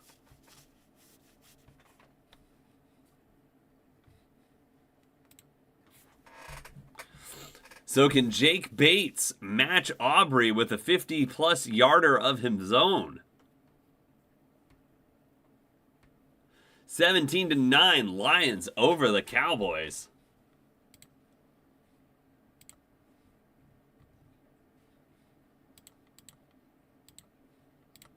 All right, Goff back to throw. He just throws it away. Didn't have the flat throw to Gibbs there, so they've got a third and... Okay, so Amon-Ra didn't get the first down. It was a 9-yard gain. 3rd and 1 upcoming for the Lions. And they do have the timeout, so you almost wonder if they just want to get the first down, consider that enough yardage for Bates, and then kick the field goal. So the Lions have been able to get 2 touchdowns, whereas the Cowboys have only been able to get field goals. 3 field goals for the Cowboys, 2 touchdowns, and 1 field goal for the Lions. Has us at 17-9. Lions over the Cowboys. It looks like the Cowboys calling timeout.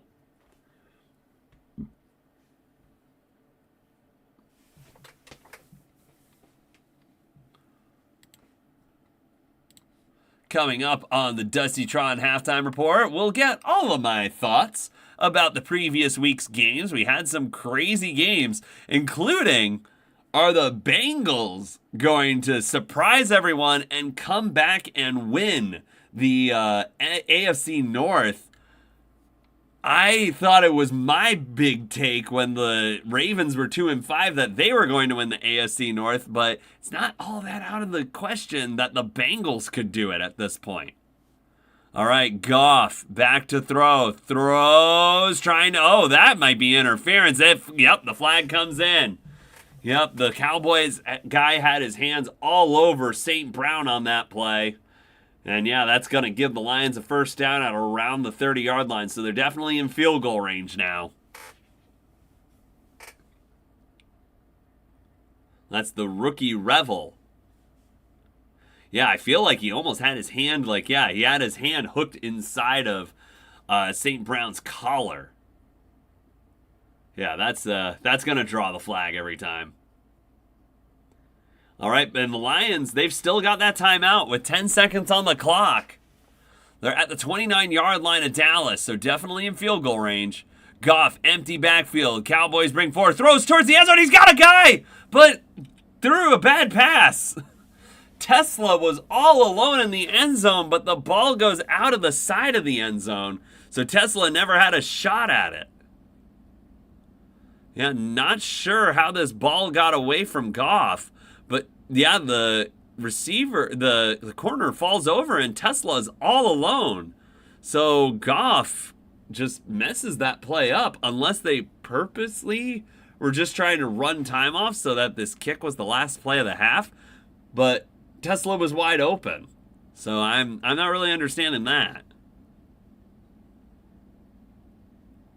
Okay, that might be a timeout by the Cowboys. Yep, Schottenheimer trying to ice the kicker. 4 seconds to go. This will be the last play of the half.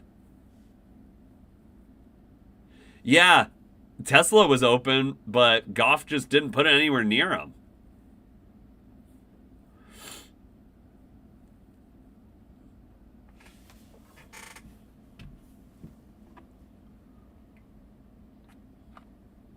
All right, it's a 47-yard attempt for Jake Bates. Kick is up and good.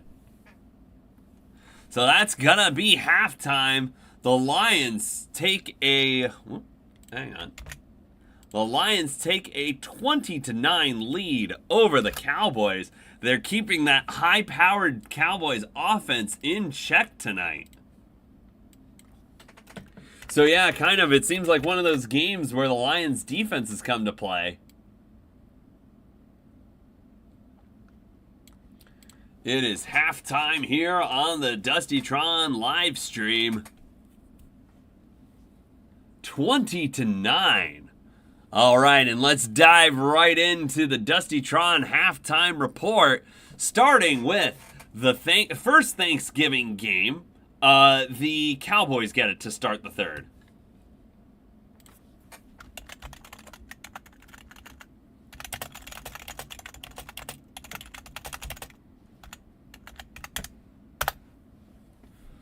All right, so the Packers game, we've already been talking a little bit about it, but the Packers, Jordan Love had 4 touchdown passes, and I believe that's the most touchdown passes of any Packers quarterback on Thanksgiving. And the Packers win it 31-24 over Detroit. Then going on, the Cowboys, they won at home against the Chiefs 31-28. Mahomes had 4 touchdown passes, but it wasn't enough to lift the Chiefs over the Cowboys. And now Mahomes and the Chiefs are 6-6 at this point in the season. They're not going to win that division. There's not enough games for them to catch up to Denver. So the best they can hope for is like that 7th seed. Yeah, I mean, I'm not crying any tears that the Chiefs aren't going to make the playoffs. But yeah, it really seems like this year they're not going to get it. And then, as I was talking about earlier, one of the, well, I can't say the biggest upset of the week because we all know what that was. But the Bengals take down the Ravens at home, 32-14. The Ravens looked like a complete mess on offense. Lamar Jackson played terribly in that game, and the Bengals, they took advantage of all the turnovers, 32-14. The Bengals now at 4-8. Only 2 games out of first place in the NFC North, and they play the Ravens again. So that's a huge game there. And so Joe Burrow, he's back. If he can lead them to another late quarter season win streak for the Bengals, it's very possible that the Bengals could win that division with a 9-8 record.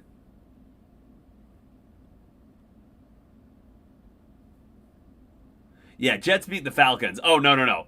I mean, I gotta say the Panthers beating the Rams was the upset of the week. It was a double-digit spread at the start of the game, which I saw an interesting stat about that. The Panthers are 2-0 on the year when they've been, when the opposing team has been favored by double-digit points, when it's been a double-digit spread. So that's crazy. What's even more crazy, I didn't actually see any of this game, but the Bears took down the Eagles in Philadelphia. Unfortunately, I wasn't around at the time to watch the game, but I looked at it later and I was like, what? The Bears won by 9? Like, what the heck happened here? But the Bears, yeah, with that, they were able to take down the Eagles as the top seed in the NFC, and the Bears are the top seed in the NFC, which is just crazy. The Bears are not, in my opinion, the top seed in the conference. They just aren't. But, I mean, kudos to them. They're finding ways to win games. All right, going on, we had Shedeur Sanders' second start. Some of my Browns fans, some of the friends I have who are Browns fans were saying it's like, oh, maybe we might have a chance in this one. I've never thought the Browns really had a chance at this one. It's like Shedeur, he beat the Raiders. Lots of teams can beat the Raiders, so I wasn't really impressed with that. And like, he played pretty average in that game. And then, yeah, the 49ers just come in and kind of destroy them. Wow, yeah, I think I had seen that stat, but yeah, that is crazy that every other team is 0-14. But yeah, the Panthers, they seem to win when the odds are stacked against them. All right, Jacksonville is starting to make a surge down the stretch here. I actually had this as an upset that the Titans were going to beat the Jaguars because the Jaguars always seem to find a way, no matter how bad Tennessee is, to lose to the Titans. Really? Tom Grossi was saying that the Browns were going to beat the 49ers? No. That's a bad take, Grossi.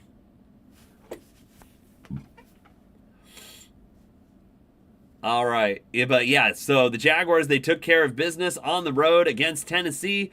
They win in convincing fashion, 25-3, and the acquisition of Jacoby Myers seems to be going really well for Jacksonville, especially with them losing Brian Thomas Jr. and Travis Hunter. I think Brian Thomas Jr. is actually coming back this week. But yeah, Jacoby Myers has been getting some great chemistry with Trevor Lawrence there. So the Jaguars might be undefeated since they traded for him. Yeah, because I think they were 5-4 and they're 8-4 now. They've won their last 3.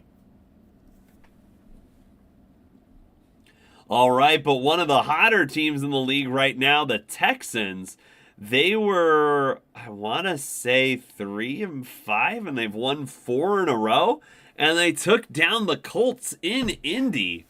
So CJ Stroud, his first game back, looked a little rusty, so he definitely needs to clean some things up. But that Texans defense smothered the Colts in that game, and they've been smothered. Like 2 weeks ago, I did the Bills Thursday night football game.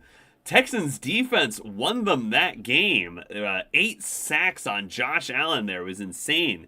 That Texans defense, one of the toughest in the league, so that might take them far down the stretch here.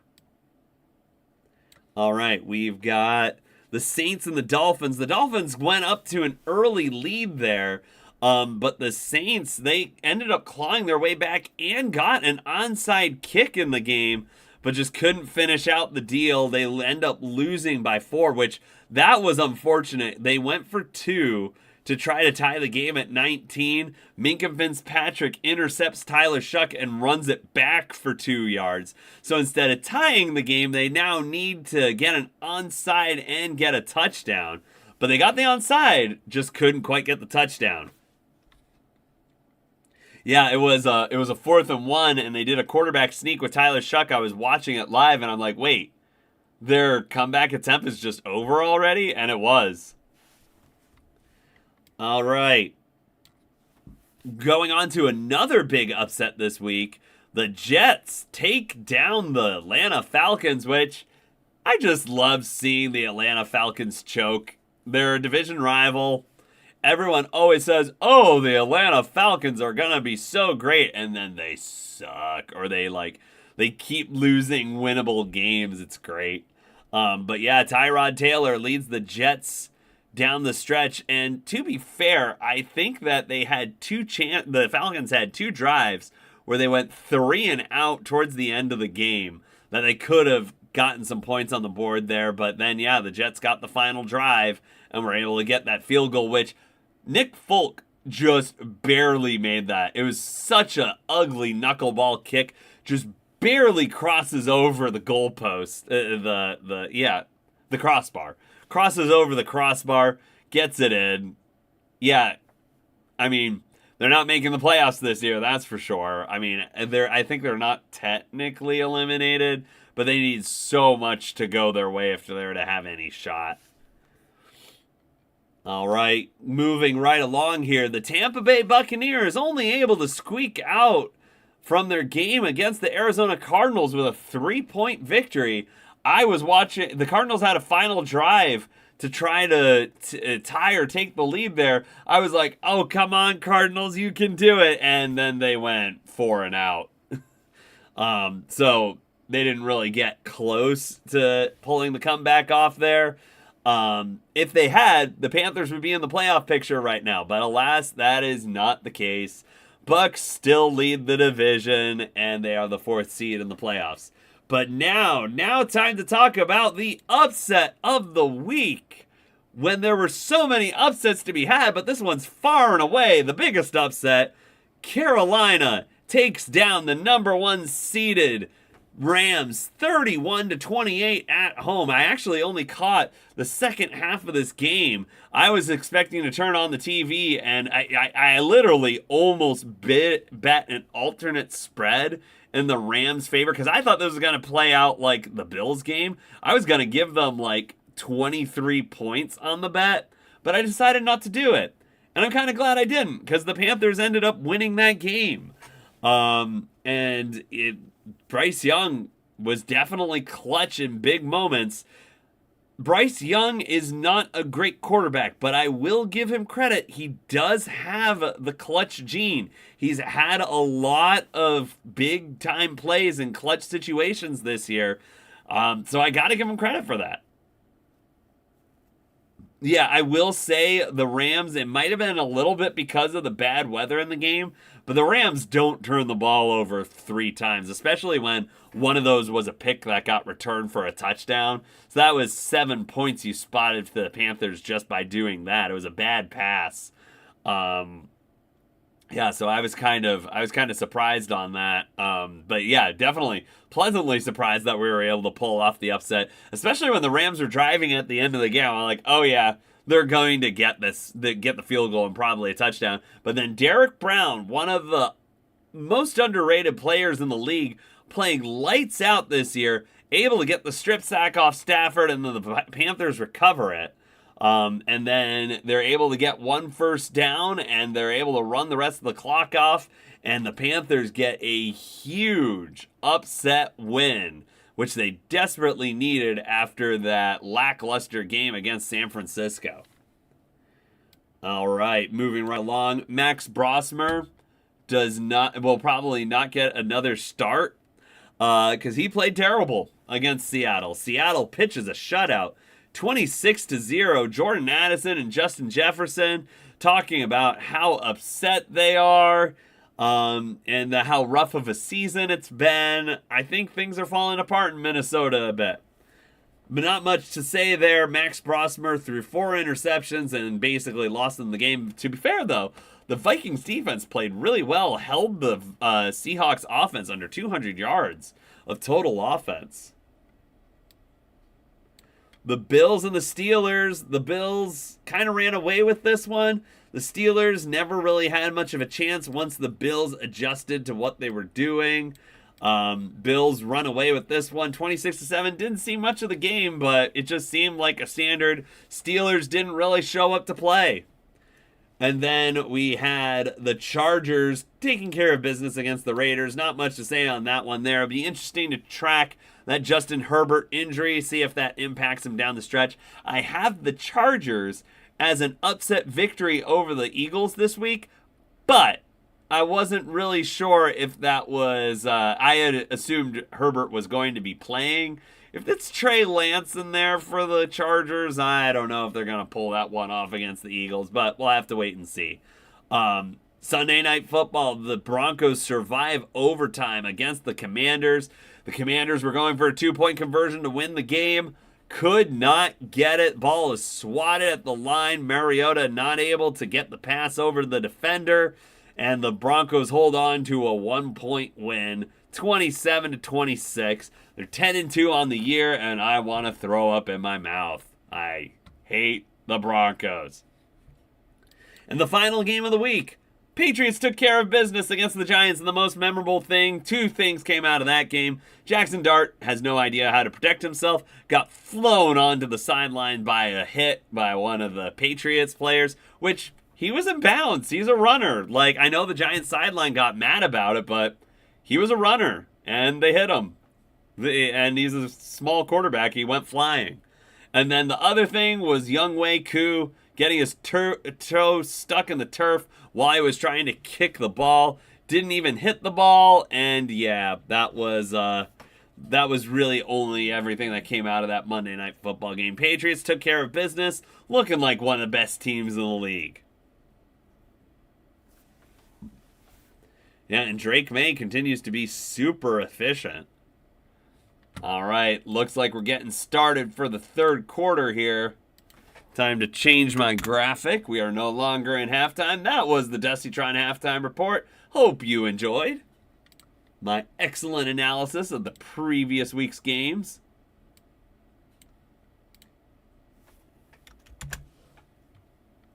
All right, and Bates kicks it off.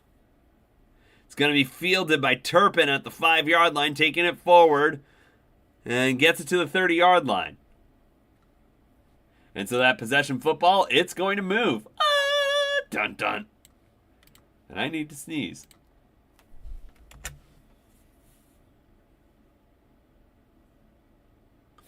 Oh, no, it didn't come out.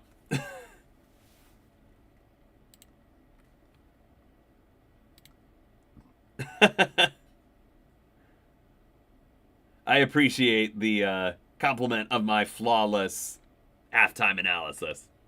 Okay, I don't get the whole Drake May thing. Apparently, he just has like a social media follow. Oh, interception! Dak Prescott is picked on the first play of the third quarter, and that's Derek Barnes, the man who I only remember getting juked out by Jameis Winston, but he's had 2 good plays in this game. Yes, yeah, I got that, Sam. All right, so that possession football, it's going to move. Looks like Pickens was not able to handle that pass, and it gets picked off by Derek Barnes. So was this tipped or was this... Yeah, no, it just bounces off Pickens and goes straight to Barnes. Yeah, no, who needs Chris Berman for halftime when you've got the Dustytron?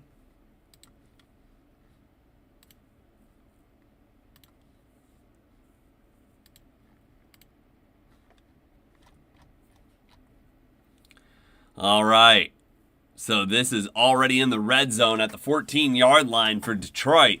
A big opportunity to take control of the game here. Goff out of the shotgun, steps back, throws. It's complete to Jameson Williams, who stepped backwards like 2 or 3 yards and is only going to get about 2 yards on that play. So we'll have a 2nd and 2 coming up. Yeah, that ball just bounces off Pickens' chest there. Yeah, because Robertson was there, but I don't think Robertson really affected that.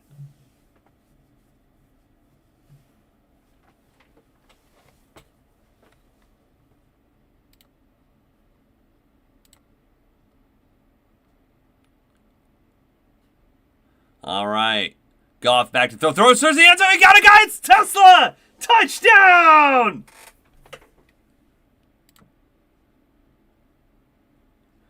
That's a big play for the Lions there. And they're about to go up by 18. A 3-possession game.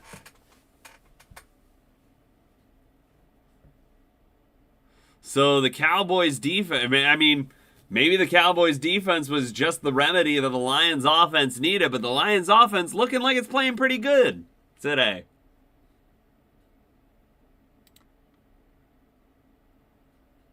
And there's the kick, and it's through. So this is 27-9.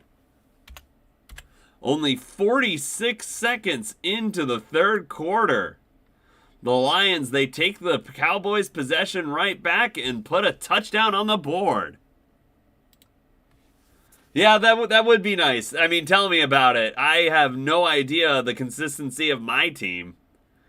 We lose one week, win another, lose one week, win another. Yeah, I would like some consistency. Consistency would be nice.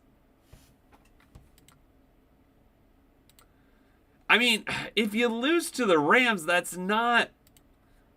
I mean, it means you're obviously not as good as the Panthers, but if you lose to the Rams, like, the Rams are one of the best teams. I still think they're one of the best teams in the league.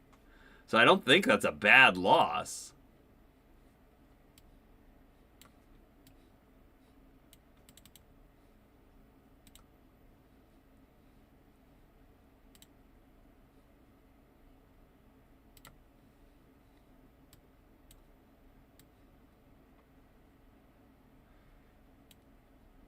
All right, so I think the kickoff happened. I didn't quite see what happened there.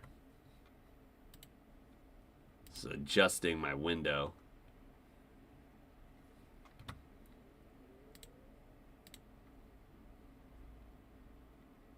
Yeah, this season has been one of the more entertaining ones in recent memory because it's been so unpredictable. Oh, possession football. Ah, dun dun. All right, we've got Prescott handing off to Javonte Williams. It's about a 2-yard gain. But yeah, the Cowboys, they got to turn this one around and turn it around fast. And their defense has to do something against the... their defense has got to do something against this Lions offense. They haven't been able to do much all evening. All right, Prescott out of the shotgun. Throws deep. Oh, it's caught. It's caught by Lamb. Yeah, there's interference on the play, but Lamb's able to catch it and gets it all the way to the 30-yard line of the Lions.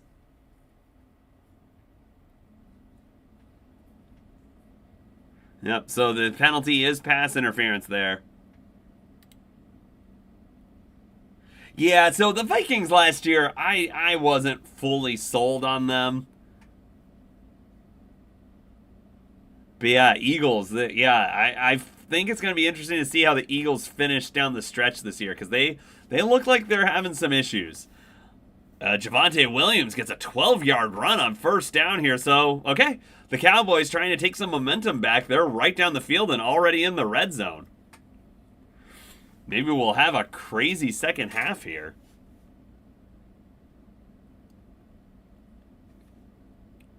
Yeah, I'm really hopeful. It's looking like the Chiefs are gonna probably miss the playoffs. It's like, yes! All right, Prescott back to throw. Throws towards the end zone. Nothing there. Although there's a flag. Did they say that Robertson was impeding Pickens' path to the ball there? So, to be fair, I believed more in Kevin O'Connell. Oh, so it's defensive holding, so it's not going to be a spot foul. It's only 5 yards. I believed more in Kevin O'Connell's system than Sam Darnold, but Sam Darnold playing well on the Seahawks, which I did not expect at all, especially with how bad their O-line was last year. But JSN's just balling out, so I guess as long as Darnold has elite receiving talent, he's good. All right, Prescott throws towards the end zone. Lamb tried to make a circus catch, but can't get it. And is he injured? He came down hard. Training staff looking at him. Seems to be complaining about his hand. Did he land on it weird? Yeah, he does try to make a OBJ catch there. I'm not really... Nothing looked odd about that. Maybe he just landed on it hard? But, I mean, if he had been able to make that catch, that was a crazy catch. That would have been a crazy catch. All right, well, with CD going to the sideline, Pickens is going to have to step it up.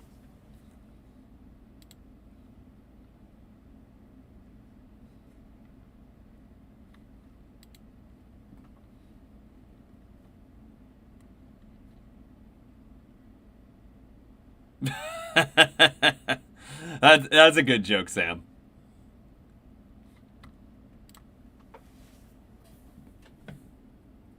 All right, we got Goff out of, if not Goff, Prescott out of the shotgun. Javonte Williams to his right, throws. It's complete to Flournoy. And it's going to go for about 6. So we've got about a 3rd and 4 coming up for the Cowboys. I have to see if CeeDee Lamb gets back on the field. But him not being on there, that's huge.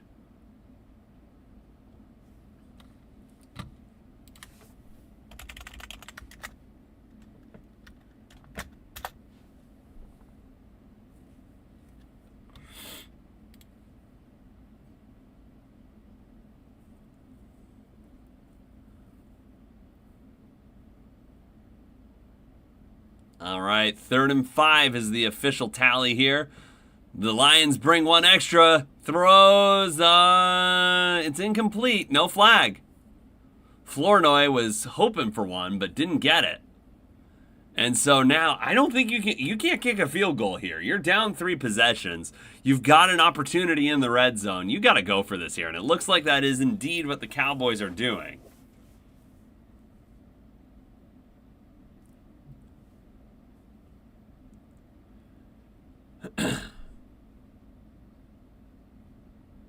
Fourth and 5. 11:56 to play in the in the 3rd quarter. Dak out of the shotgun. Throws, it's complete to Pickens. And he's trying to, did he lose the ball? He lost the ball, but it looks like the Cowboys got it in the end zone. But I think he's not allowed to fumble forward into the end zone. So they're going to rule him down where he fumbled.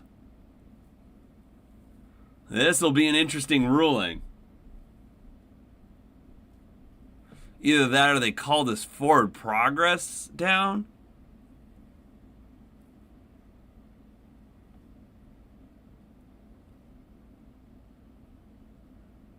Oh, yeah, Pickens is just being dumb there. Like, he's gonna get the ball stripped with how he was holding it.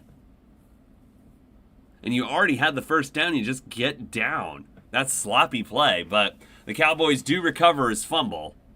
But they are not rewarded the touchdown because, there are certain rules about being able to advance a fumble forward.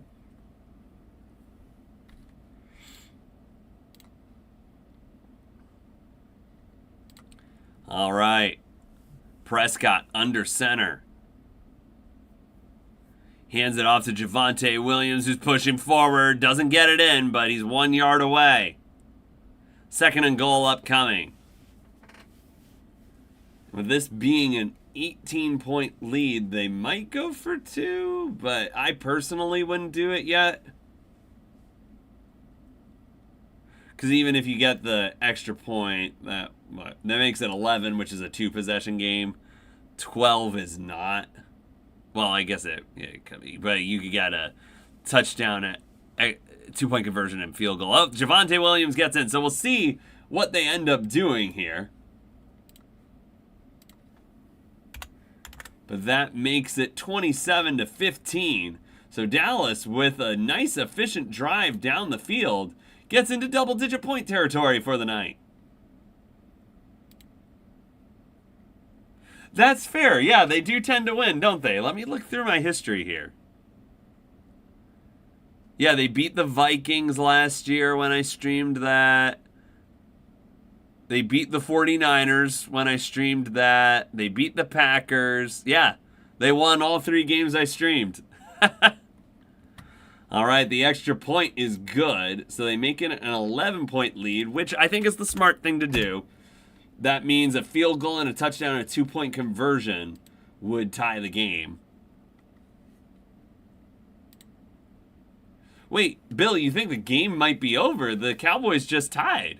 The Cowboys just got a score and reduced the lead.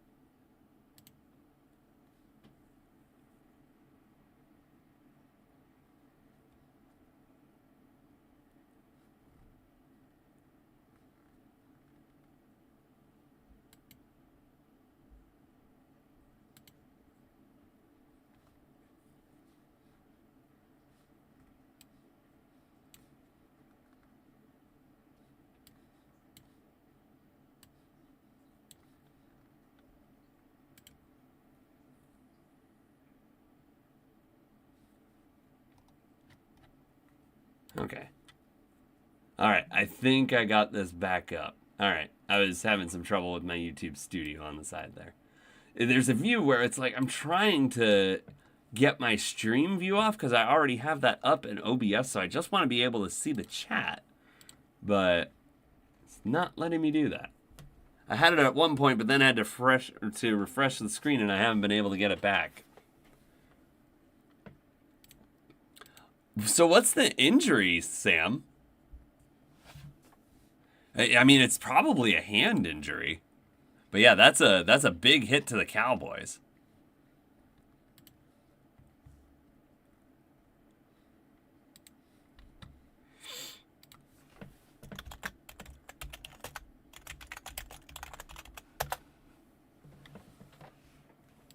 Yeah, I think it's like the second time that Lamb's been injured this year. Oh, it's a concussion. Okay.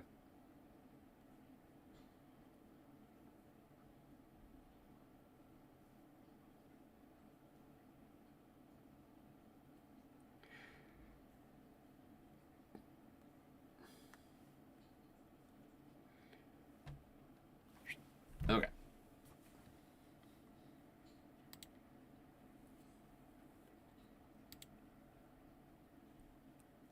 Oh, really? I thought wasn't he playing against the Chiefs? All right, we've got the kickoff here.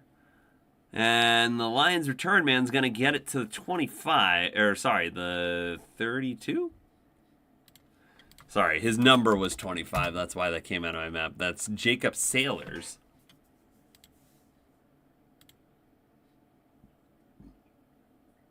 Oh, okay, yeah. So that could be I wasn't even looking at that. Yeah, his head hit pretty hard on the ground.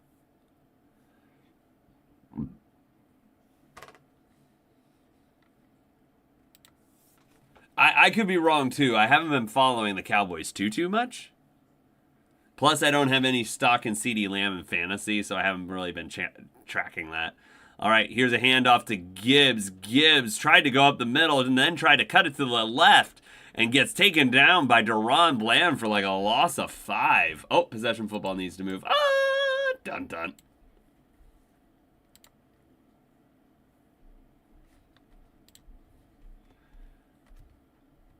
Yeah, so the Cowboys get good penetration through the line there, and Gibbs not really able to do anything. As we wind under 10 minutes to play in the third quarter, each team has gotten a touchdown in this quarter so far. Lions had a pretty short field to get their touchdown after a Dak Prescott interception. It's a screen pass to Jameson Williams, and he's going to get about 5. Oh, see you, Bill. Thanks for joining us. Have a good one.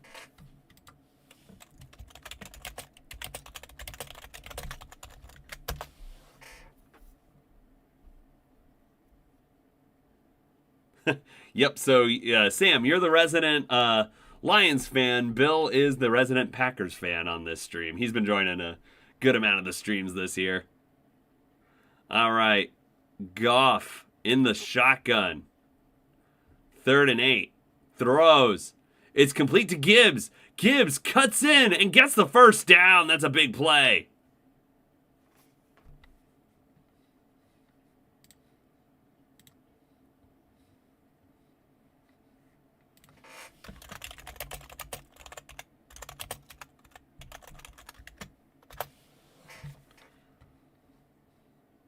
Yeah, so Gibbs makes a nice move on Deron Bland, breaks his ankles there.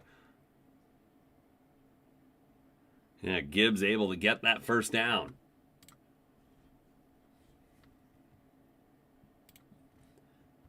Oh, we've got some trickery here. They've got a wide receiver taking the snap out. Wildcat doesn't really work for him. No gain on the play.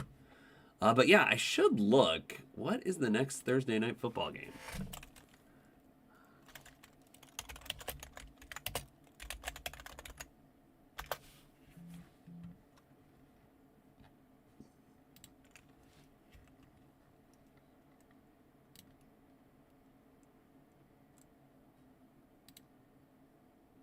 Okay. All right, we've got Goff back to throw. Throwing long. Gets Williams. It's about a 20-yard gain. And that's going to be a first down for Detroit.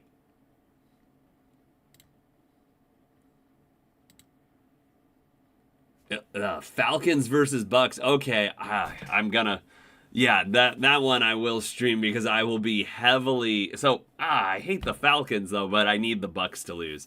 So I will very much be cheering on the Falcons in that one.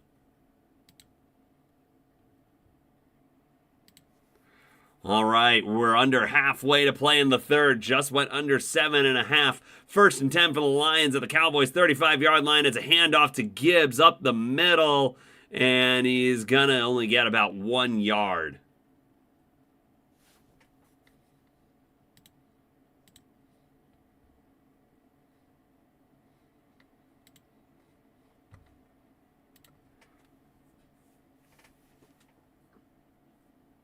So the Lions, this would be big for them to get another touchdown on this drive. Be able to respond to that one touchdown the Cowboys were able to get. That would be very disheartening for the Cowboys to get it to a 2-possession game, but then the Lions just bring it right back to 3. A field goal keeps it a 2-possession game, though. And there's Gibbs. Gibbs with a stiff arm, but doesn't really get much after it. Gets about 5 on the play, and we've got about 3rd and 3 coming up, I want to say. 27-16, Lions over the Cowboys here on Thursday Night Football. You're listening to my live reactions here on the Dusty Tron channel on YouTube Live as we tick under 6 minutes to play in the third quarter.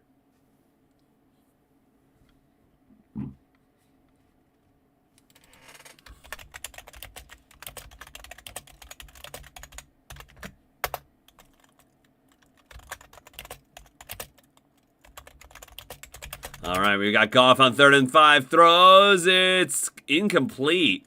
I'm not sure if Amon-Ra and Jameson Williams knew who was getting the ball there because they were both kind of in the region.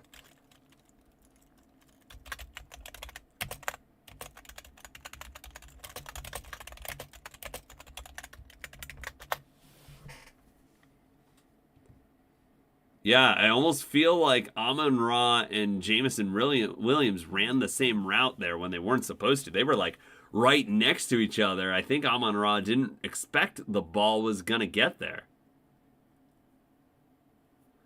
Yeah, no, it's huge because if the Panthers and Bucks either both lose or both win, oh no, Jake Bates, no.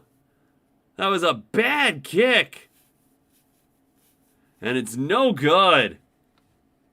And so the possession football goes over to the Cowboys.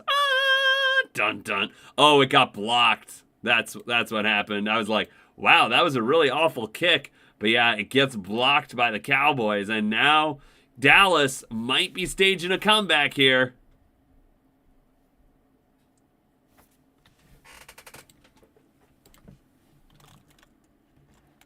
But yeah, no, if the Panthers go into next week still in this, or wait, they're on bye. So let me think about that. 7-6.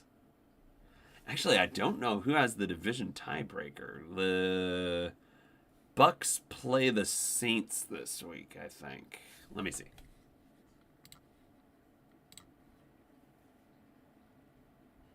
Yeah, the Bucks play the Saints. So if the Bucks have beaten the Falcons,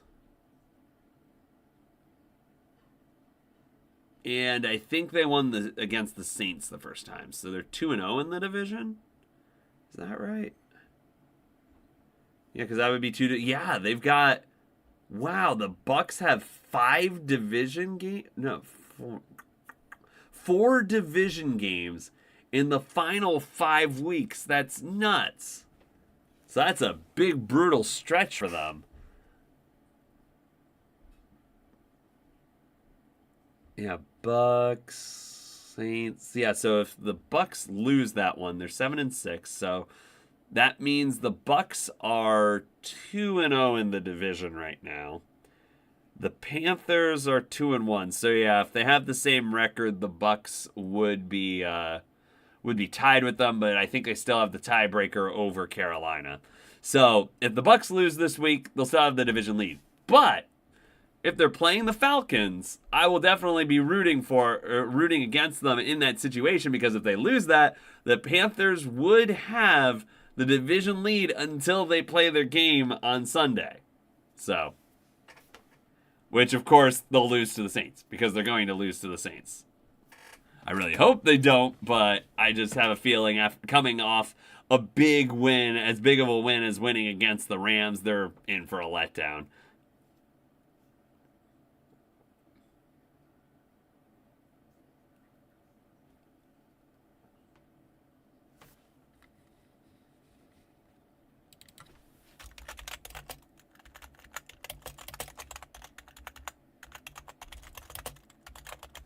All right, we've got a handoff to Javonte Williams on first down here. Gets about 3 yards.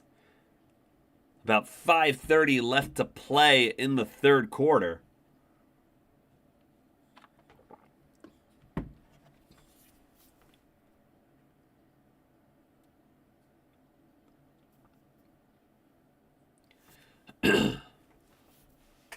Second and 6, so that was a 4-yard gain by Javonte Williams.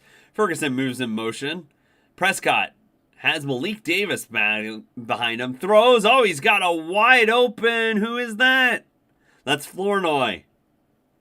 And so the Cowboys moving the ball into Lions territory. Yeah, he got pretty wide open there. Yeah, able to find that soft spot in the zone. And they get it to the 36-yard line of the Lions. And there's the handoff. This is Malik Davis. Gets 1.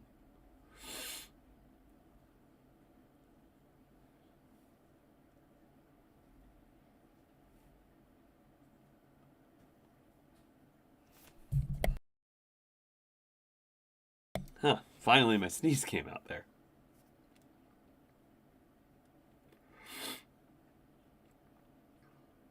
All right, we've got a second and 9 for the Cowboys. Prescott out of the shotgun. 3 wide receivers. Malik Davis in the backfield with him. Lions bring 4. Prescott throws. It's incomplete, intended for Kevontae Turpin. Covered by Robertson. So 3rd and 9 coming up for the Cowboys. Big third down stand. Oh, late flag. Let's see. Oh, it's going to be a replay. A second down. Looks like it's holding.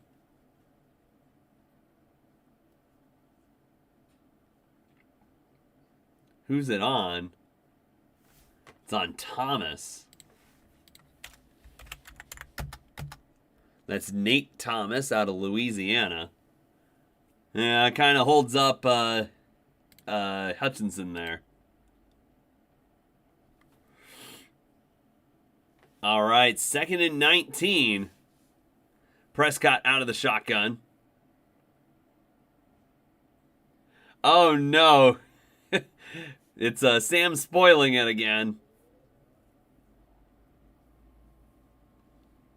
And gets it to Ferguson there. As we wind under 4 minutes to play in the third quarter. Ferguson makes a juggling catch there over the middle. Taken down by Alex Anzalone. All right, we've got Prescott out of the shotgun. Flournoy in motion. Lions bring some pressure. Flournoy wide open. There's a flag that comes in. Lots of flags that come in. And he's down. Lions are pointing in the direction of the Cowboys. Flournoy did get wide open on that play. Are they going to call a pick? Are they calling a pick on Pickens? I think they are. They're calling a pick on Pickens. Offensive pass interference on George Pickens.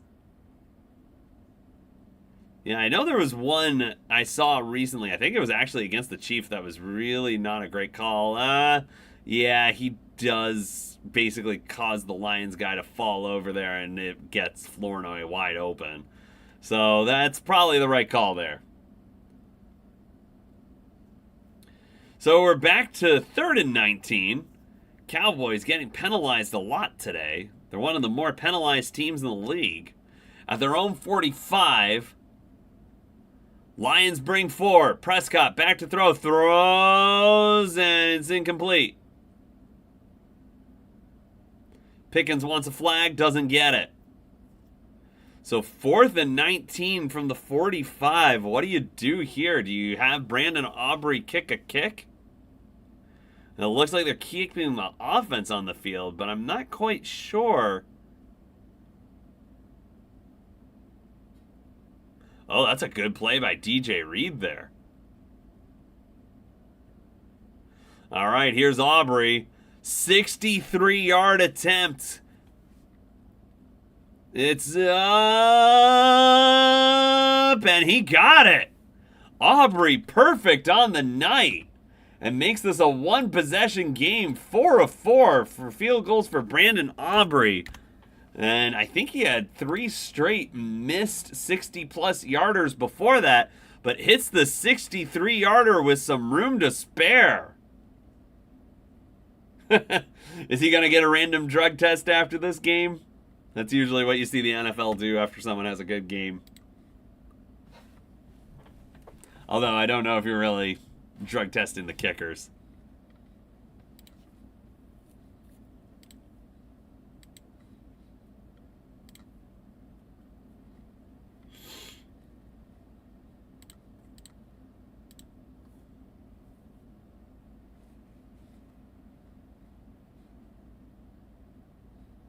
All right, but yeah, it was a 3-possession game. It was 27-9 Lions, but the Cowboys, they've cut it down to 8.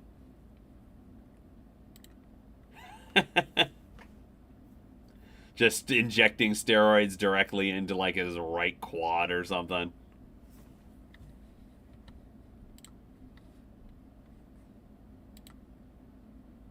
I think the best, I don't know if you remember this, Sam, but I feel like the best nickname for a kicker was Legatron. That was Greg Zuerlein back on the Rams. I loved that. Nickname. But yeah, he had a huge leg, could kick it really far. One of the other kickers who, he was actually a Panthers kicker for a little while, Joey Sly. He could kick it really far, but he was so inaccurate. So like he could make crazy field goals, but he was so inconsistent because he would like make a 57-yarder but miss like a 20-something yarder. It was infuriating. And every time I see Joey Sly now on a team, it's usually a highlight of him missing some makeable field goal. I think he was on the Titans this year. Let me see if I can find that, where Joey Sly was this year.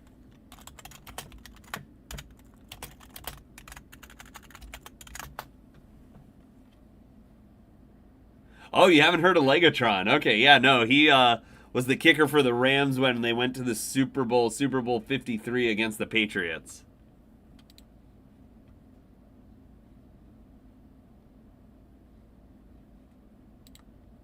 Okay, professional career, Panthers, blah, blah, blah.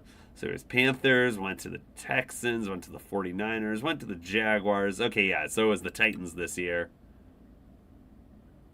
He might still be their kicker? Okay. All right, here's the kickoff. It's fielded by Sailors, and he's got it to the 33-yard line, so good starting field position. Pretty average starting field position for the Lions.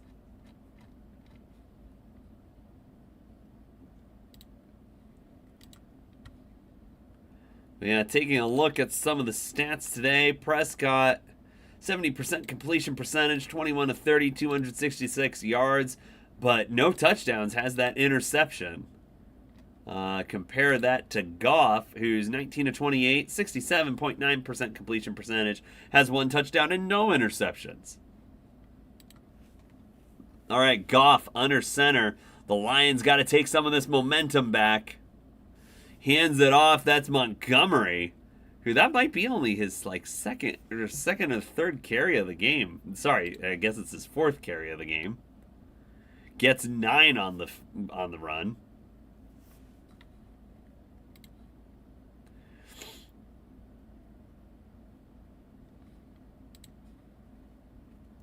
Wow, Gibbs has only gotten 5 rushes today. It seems like that's more, but I think it's more because he has 7 catches. So it feels like he's touched the ball a lot more. All right, we got Goff under center, 2nd and 1. Hands it off to Montgomery. He's going to get the first down for about a 4-yard gain. As we're under 2 minutes to play in the third. Oh, possession football needs to move. Oh, shoot. Dun dun.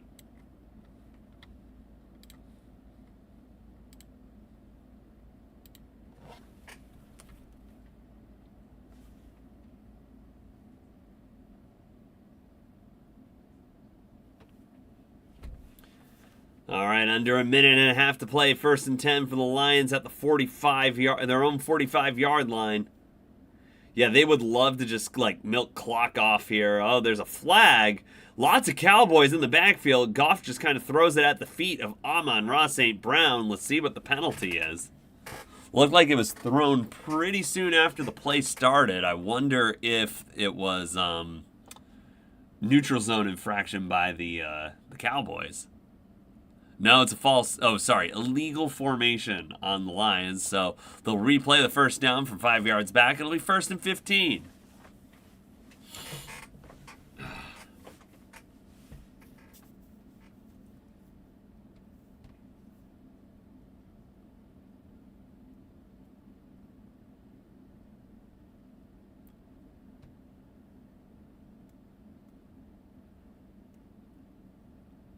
All right, we got Goff under center. Fakes the handoff. He's got a man in his face. I think that was Quinnen Williams. Oh, he gets it to Jameson Williams. And he's 1 yard short of the first down. All right, thanks for joining, Sam. Have a good one.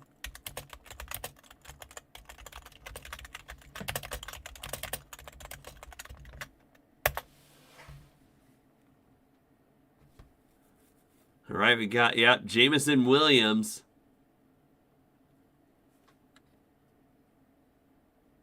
Yeah, no.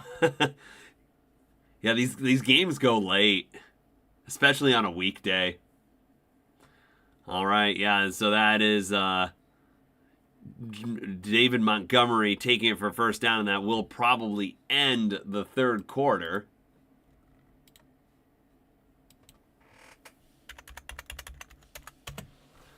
We'll be heading into the fourth. Lions up 27-19.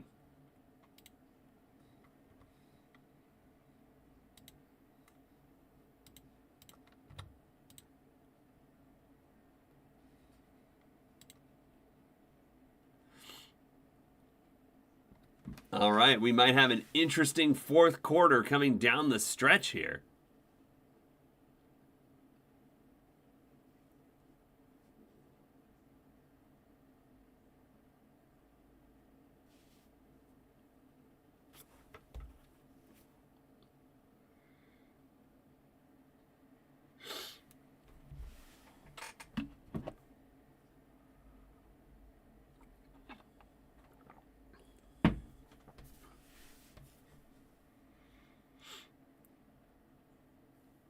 Yeah, can the Lions hold on? They were up by 18, now only up by 8.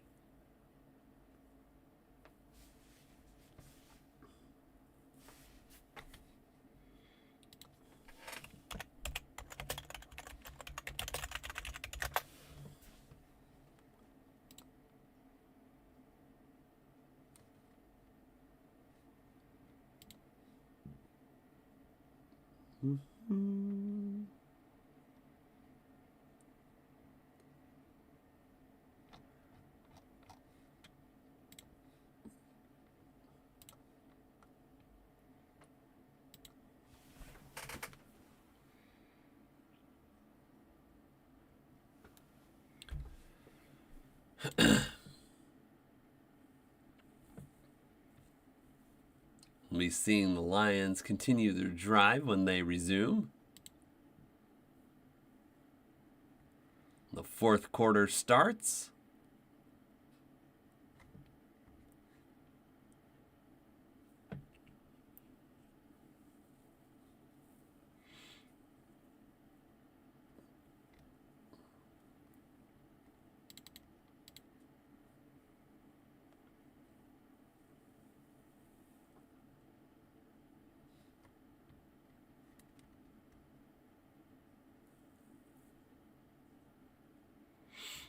Dun, dun, dun.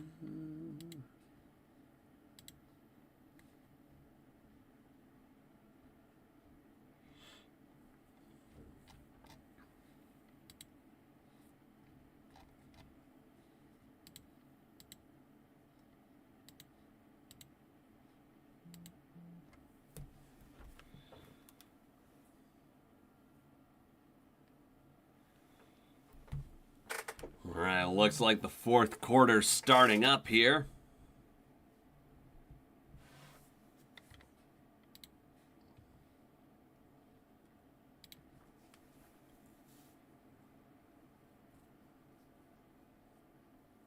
All right, we got Goff out of the shotgun.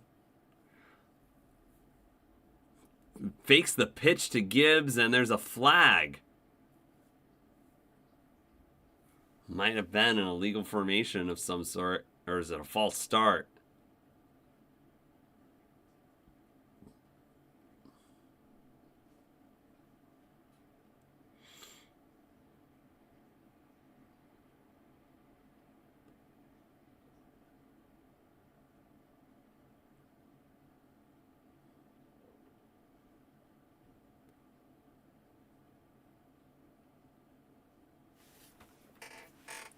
First and 15 upcoming now.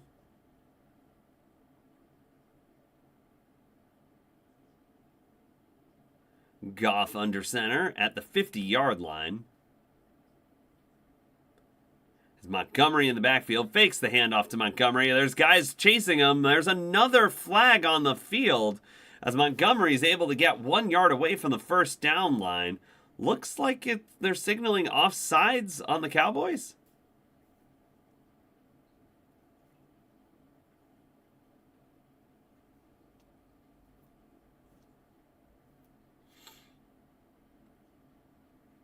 It is offsides. Are they going to accept the penalty or decline it? They decline it. Yeah, they got 1 yard away from the first down line.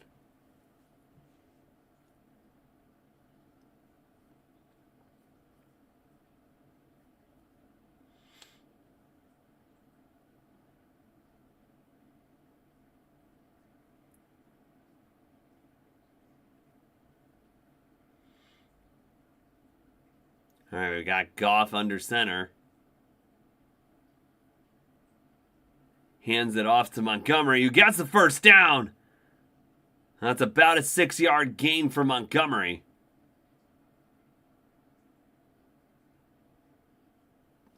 Yeah, he's just able to fit through the middle here.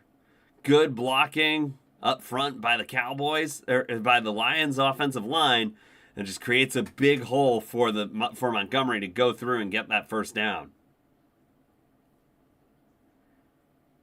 I'll finish up this Lions drive, and then we're going to call it a night. Viewership has dipped. All right, Goff out of the shotgun. Throws deep into the end zone. Oh, he had Tesla, but he ran out of real estate. Incomplete. There's another flag on the play, though. This looks like holding on the offense. So many penalties in this game. Oh, hey, Bill. Welcome back.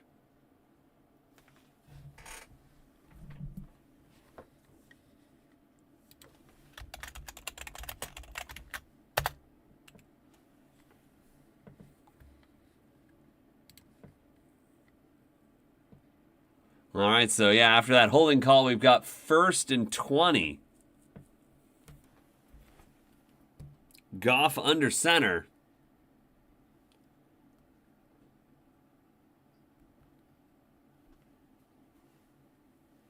And looks like Gibbs gets no gain on that play. We've got about 13 and a half minutes.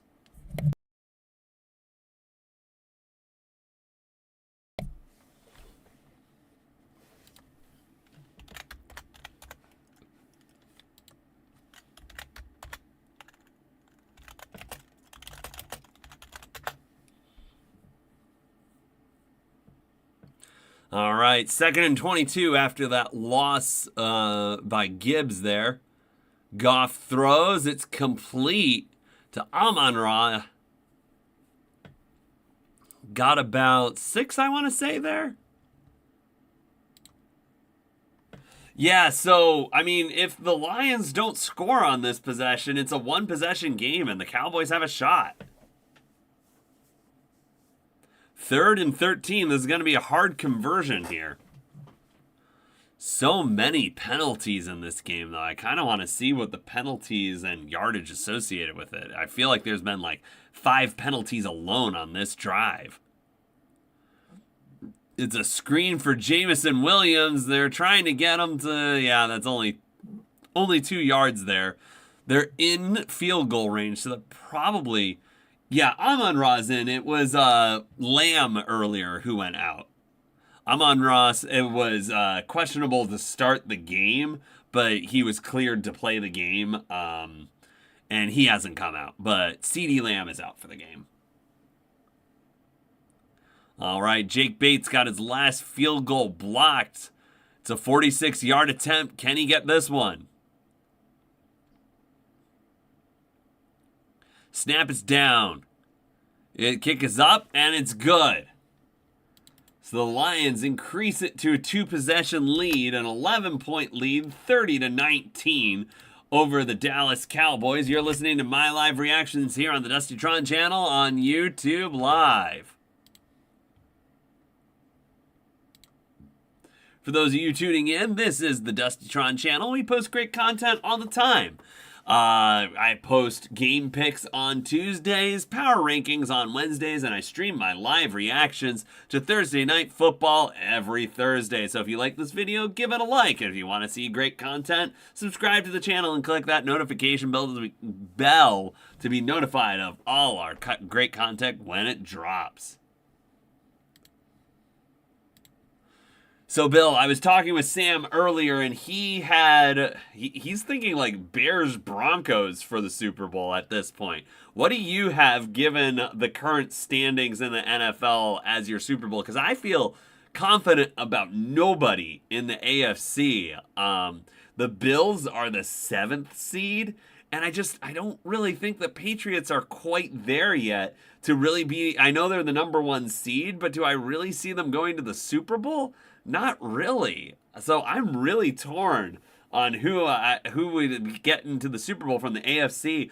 I'm honestly thinking that, like, if the Bengals can make a big surge and win the NFC North, they would be a really dangerous team in the postseason. And I think that the Bengals, they're only 2 games out of the division lead. They've got another game against Baltimore. It's not out of the realm of possibility that they win this division with a 9-8 record. Actually, I'm kind of curious about the Bengals' remaining schedule.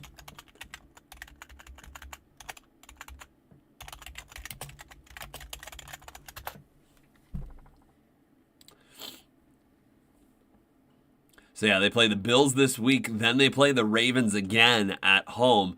They have the Dolphins, the Cardinals, and the Browns. Very, very winnable final 5 games. The Bills is the tough one. But I have them upsetting the Bills this week.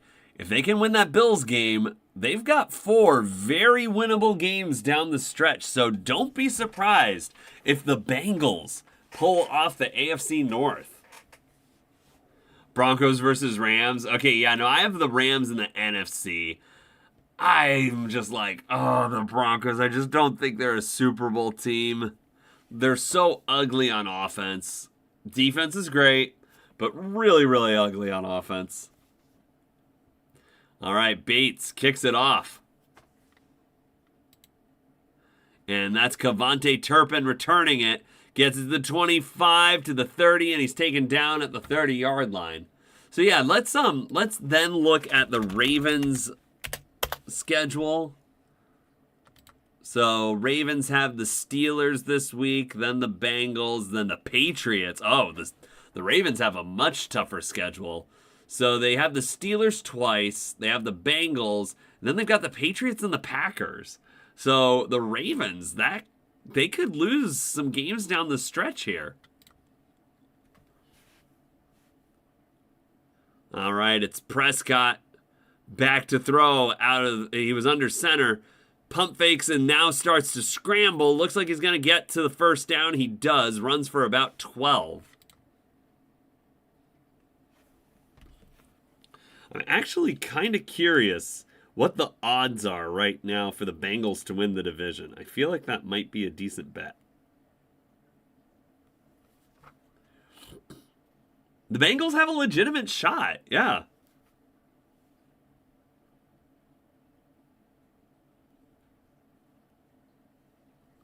All right, we've got Prescott out of the shotgun, hands it off to Javonte Williams. Javonte Williams gets a first down with a 12-yard run off the left side. All right, let's see if I can find this. I think that would be under futures.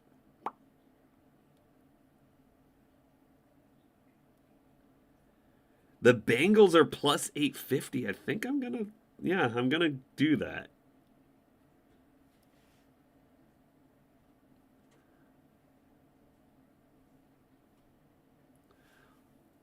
All right, Prescott out of the shotgun. Throws. It's complete to Flournoy. That's going to be about a 5-yard gain. They're into Lions territory now.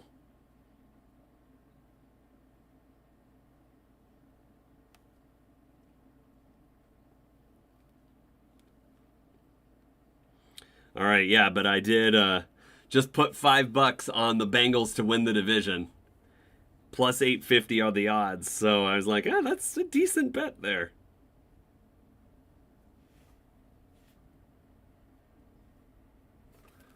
All right, Prescott throws long. Oh, he's got Flournoy wide open! Touchdown, Cowboys! And the Cowboys getting super close. This is the closest they've been since the fourth quarter. It's first quarter. So that would be 25. They're about to make this a 4-point game, or they'll go for 2 and try to make it. Oh, whoops, my bad. Possession football was in the wrong spot. Yeah, busted coverage there. Flournoy gets wide open.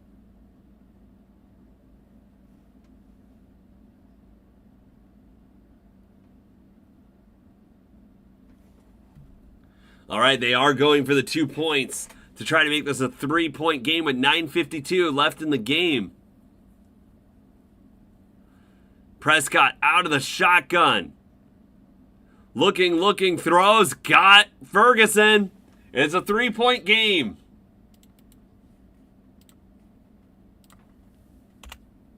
And there are 10 minutes left to play.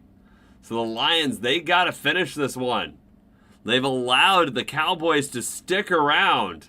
Cowboys only trail by 3, 30-27. You're listening to my live reactions here on the Dustytron channel on YouTube Live. Yeah, there have been some good ones. There's also been a couple of duds. I feel like we had a stretch there for a little bit. Vikings-Chargers wasn't good. Ravens-Dolphins wasn't good. But yeah, no, I would say Packers-Commanders, that was questionable. It was a good matchup on paper, but the Commanders didn't really keep it close. Seahawks-Cardinals was close. 49ers-Rams was close. The Giants-Eagles was just exciting because the Giants had no business beating the Eagles there, but they did. I think I want to say the most entertaining one from this year has been the Steelers-Bengals, the Flacco game against the Steelers. That was a really entertaining one. And then, yeah, Bills-Texans was a close one as well.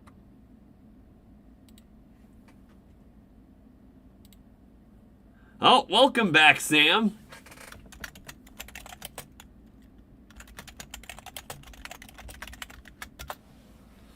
Yeah, hopefully the Lions can finish this one down the stretch. But yeah, they busted that coverage on Flournoy. He got wide open.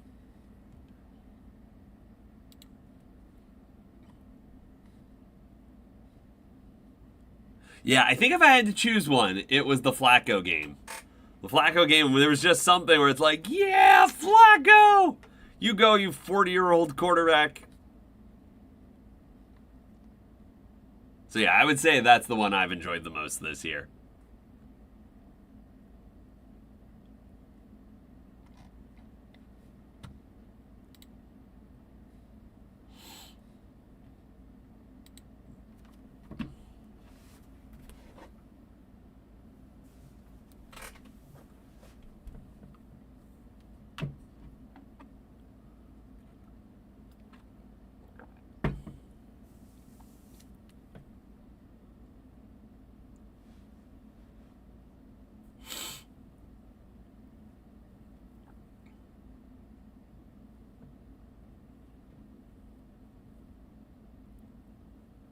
All right, Aubrey kicks the ball off. We've got 9:52 to play in the fourth quarter. We've got an exciting stretch coming here.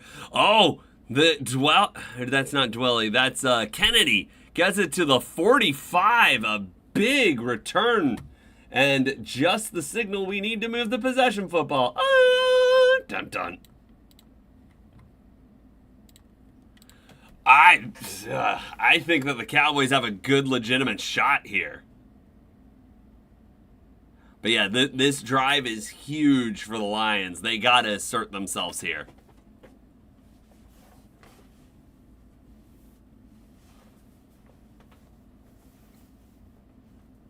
All right, we've got Goff under center. They start at their own 41-yard line. Great field position to start with. Hands it off to Gibbs, and Gibbs is only going to get about 2 yards.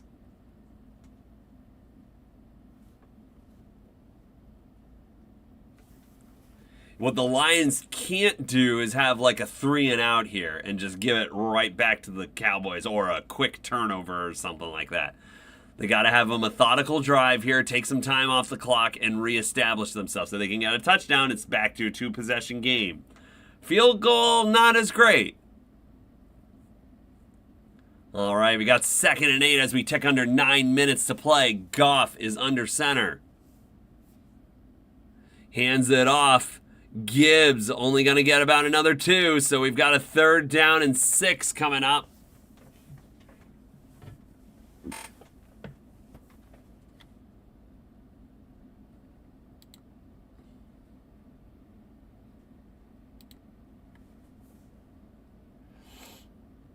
Third and 6, big play upcoming for the Lions.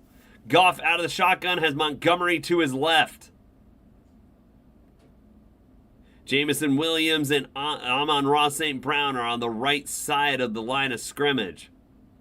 Cowboys bring 4.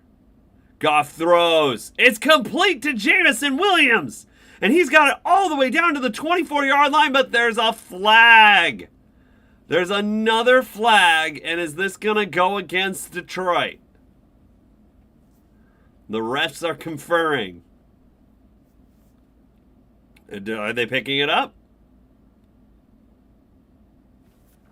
They might be picking it up here.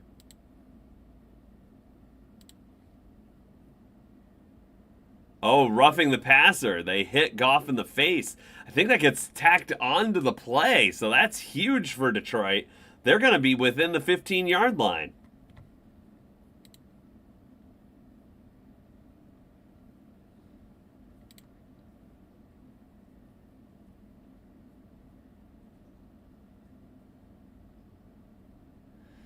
So it looks like the play will stand.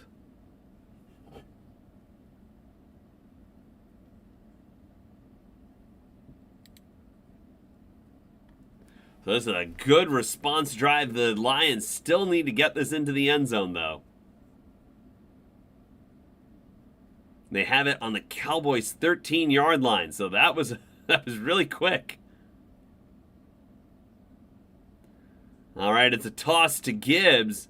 Gibbs gets about 3. So a 2nd and 7 coming up as we wind under 7:50 to play, almost halfway through the fourth quarter. It's been a crazy second half here. It was 20-9 Lions at halftime. It's 30-27 now, but the Lions are driving and hoping to put that touchdown on the board that makes this a 2-possession game.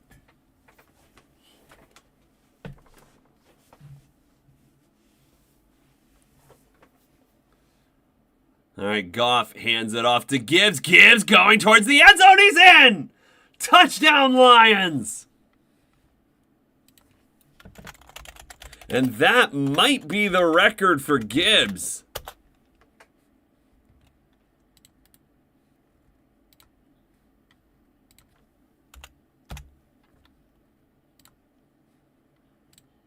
And that is huge for the Lions. Yeah, the Lions just did a great job opening a huge hole for him on that play. Gibbs just slashes right through it. Yeah, I think he's in. His knee might have touched down before he fully crossed the plane, but I think the ball definitely broke it. Oh, still one away, Sam? Okay.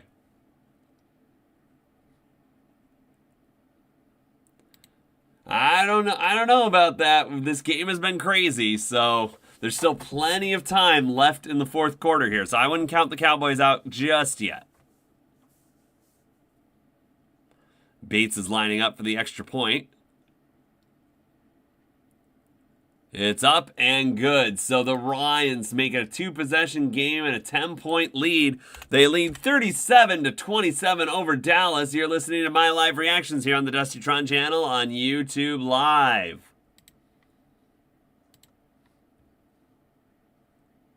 For those of you just tuning in, this is the Dusty Tron channel. We post great content all the time.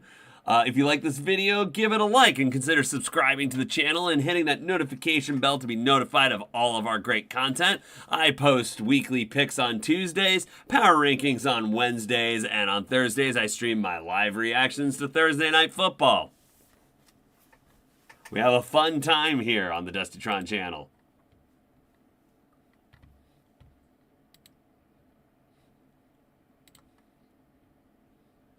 And yeah, it's been an interesting one. Looked like it was going a little slow in the beginning, but this second half has been a lot of scoring by both teams. Dallas was down by 18 at one point.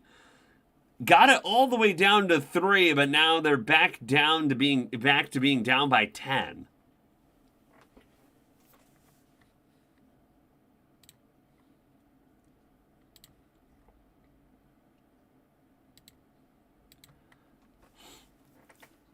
Yeah, if the defense can keep the Cowboys from scoring on this drive, I think the Lions are in pretty good position. It could be something where it's like they take the field goal and then try to hold the Lions and then have one final drive. But yeah, if they can keep the Cowboys scoreless on this drive, things are looking pretty good for Detroit.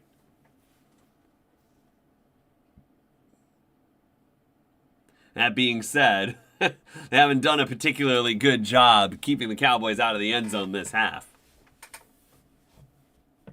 Yeah, because if they get another touchdown, I think that's their 4th touchdown of the half. Yeah, there's one.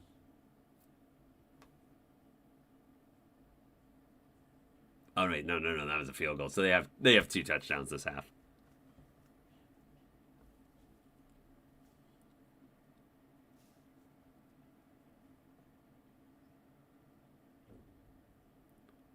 But yeah, Jahmyr Gibbs getting ever closer to Barry Sanders' record. Yeah, he is 1 touchdown away.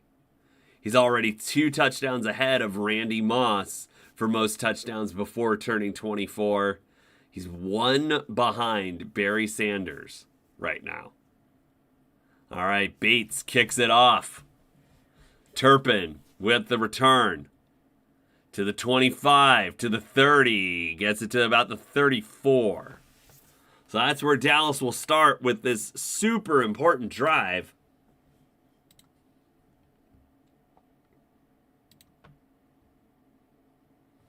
Oh, possession football needs to move. Dun dun.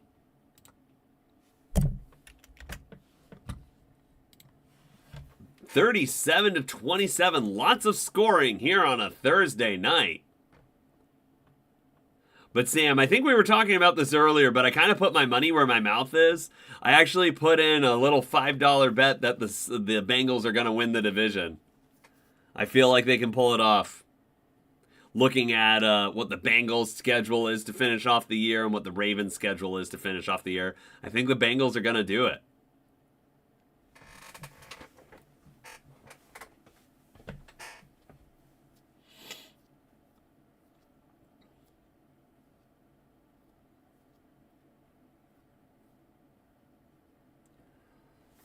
There was an injured Lions player on the field, so gameplay has stopped. That's their running back, Sion Vaki. Vaki? Yeah. Number 33.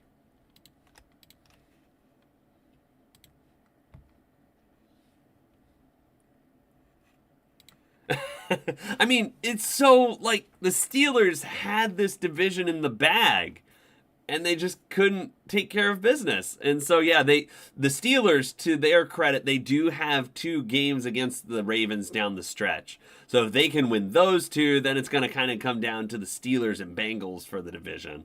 So Steelers could still get it. The Ravens still have the Packers, and I saw another team. It might have been the Rams on the schedule.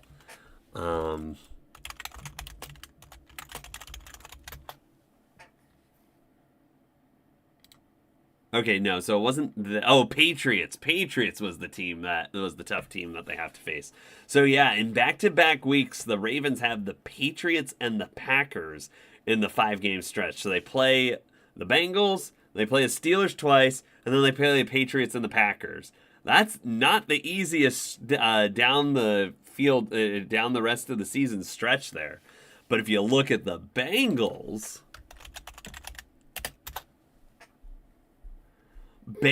have the Bills this week, which is probably their most difficult game. Then they've got their rematch against the Ravens. And then they've got the Dolphins, the Cardinals, and the Browns to finish out the season. So I really think that if Joe Burrow stays healthy, the Bengals could go 5-0 in these games and win that division.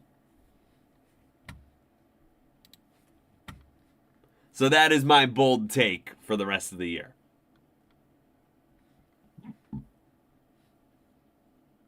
Actually, let's take a look at what the Steelers have.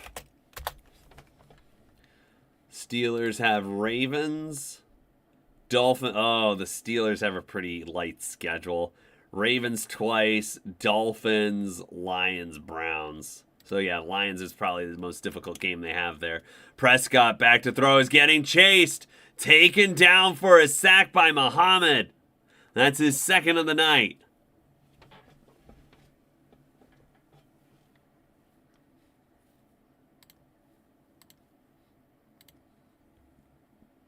Yeah, Prescott just had nowhere to go with the ball here, and then, yeah, the protection eventually breaks down. 2nd and 19, we're under 7 to play. Prescott out of the shotgun. Has Javonte Williams in the backfield. Gonna step him in the pocket, throws, completes it to Flournoy, who gets back up and runs. I think he's got the first down. Depends on if they say he was touched where he first fell. But no, they do give him the first down. Under 6:20 to play. Prescott out of the shotgun, throws. It's complete to Pickens. 1 yard short of the first down. We got a 2nd and 1 coming up.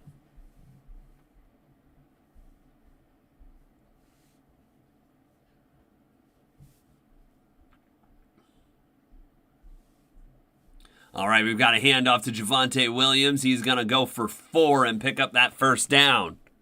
Under 6 to play. Yeah, the Cowboys, they're moving down the field, but they also got to make sure they don't take too much time.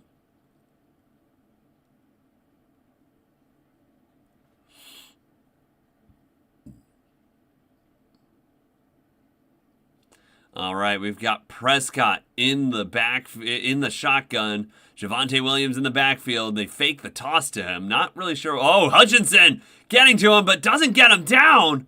Now gets him down, but Prescott gains a yard, so it's not a sack.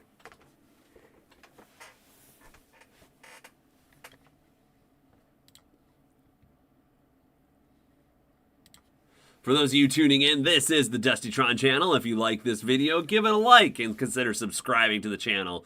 We post great content all the time, so click that notification bell to be notified of all of it. All right, Prescott throws, gets it to Ferguson. Nope, that's not Ferguson. That's Schumacher. Shoemaker? What? I'm not 100% certain. Hang on. I think he's that guy who used to be on the Packers. Okay, that's not the right number. Never mind. Maybe he was 86. It's a handoff to Javonte Williams. He gets about 3. So it's a 2nd and 10. The Cowboys have it at about the 27-yard line of the Lions. Yeah, Luke Schoonmaker. Schoonmaker? Yeah, he used to be on the Packers. All right, they keep it going. We're under 4.5. It's throws. It's incomplete to Schoonmaker.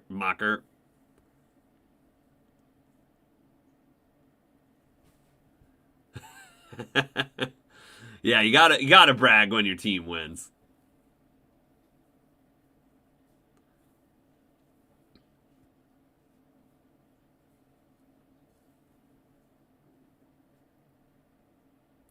All right, we've got a 3rd and 8. Prescott out of the shotgun, has 4 wide receivers, 1 back to block, throws. It's complete. That's Flournoy. And he's going to get it 3 yards past the first down marker.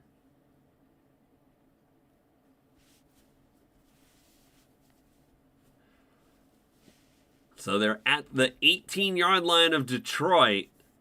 Just under 4 minutes to play. It's a completion to Pickens. He gets out of bounds after about 7 yards.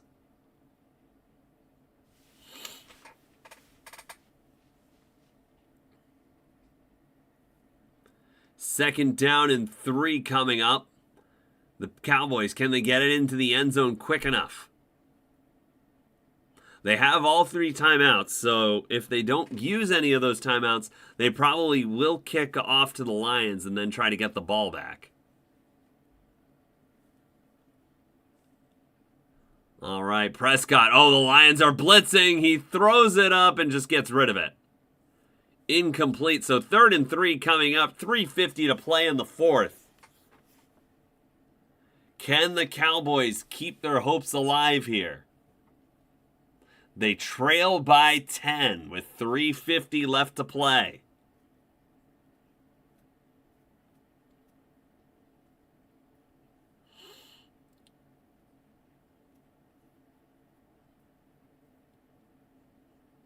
Prescott out of the shotgun has 5 wide receivers.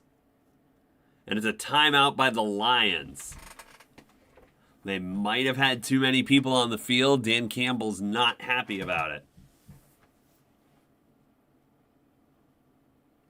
37-27. Lions over the Cowboys. 3:50 to play. 3rd and 3 upcoming. Can the Lions keep them out of the end zone? If the Cowboys just take the field goal here, I think you'd want to go for it.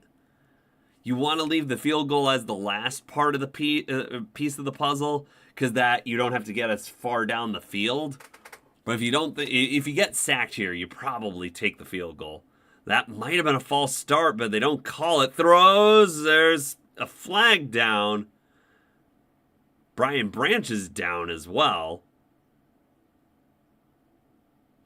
They might be calling that interference on the Lions, which would give the Cowboys the ball at like the 1. Let's see what happens here.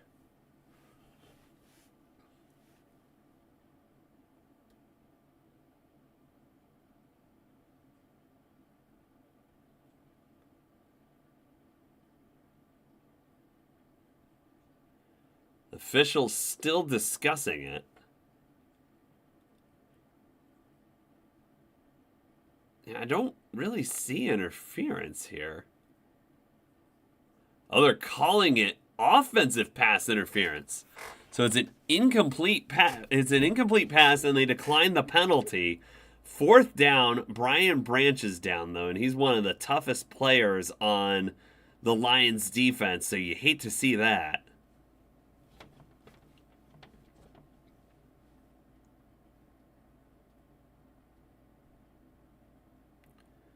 Yeah, I'm not quite sure. I guess they're saying that Ferguson pushed Anzalone there. Yeah, I guess it's like an armbar which pushed him away. I think that's pretty incidental. I don't like the call, but it didn't really impact the play.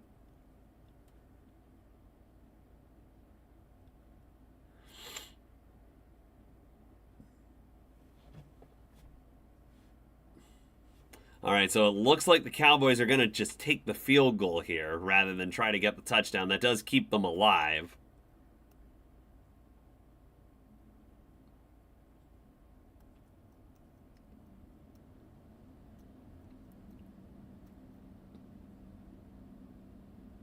All right, they're still tending to Brian Branch. See if they can get him off the field. He is walking, so they didn't have to bring the cart out for him.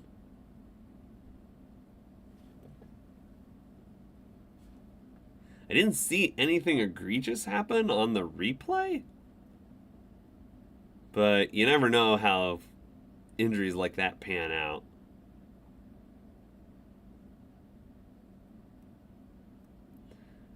.345 left in the fourth quarter. 29-yard field goal attempt for Aubrey. Yeah, I was seeing earlier he has 3 field goals of 55-plus yards today. So, yeah, 29-yarders should be a chip shot.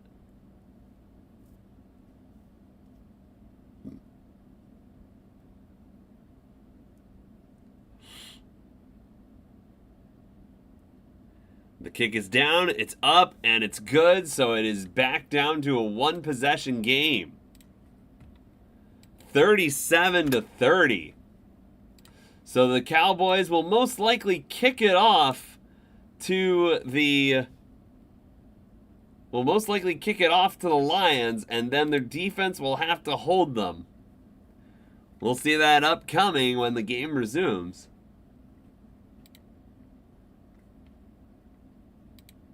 Yeah, that was weird, that Josh Allen injury. Yeah, he looked like he was all hurt, and then he just came back and there was no problem. Now, Brian Branch definitely looked a little bit more shooken up here. Excuse me.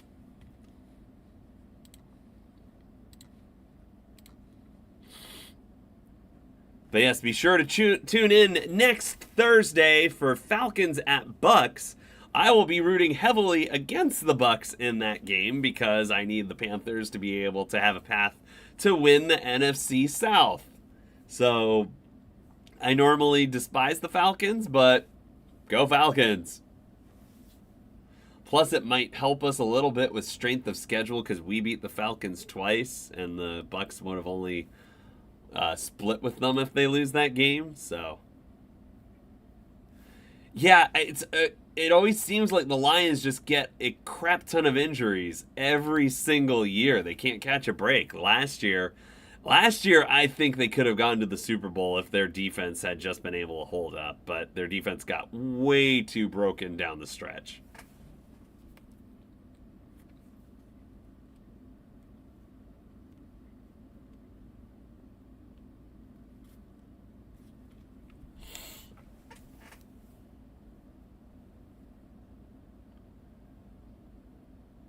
$37-30, Lions over the Cowboys.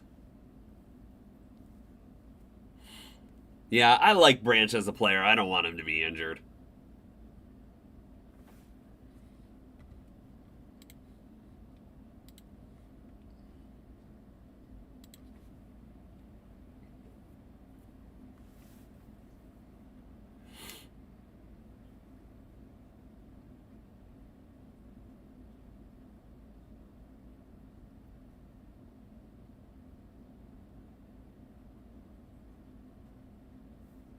Yeah, I feel like the injuries have been really bad for fantasy this year. I've been having a lot of trouble managing it throughout like the multiple leagues I have. All right, here's the kickoff. Here's the return. And that's Kennedy with another good return. Although at this point, the field position doesn't really matter too much because you're just trying, I mean, unless you got close enough to kick a field goal, but you're really just trying to get the Cowboys to burn their timeouts here so a first down or two wins you the game.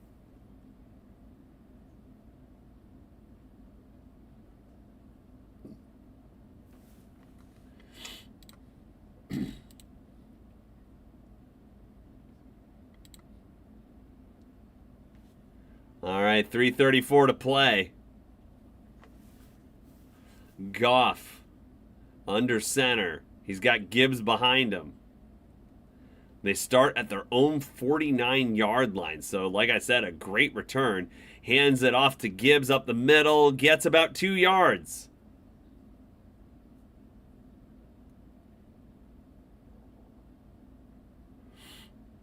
Oh, they're carting Brian Branch to the locker room. That doesn't look good.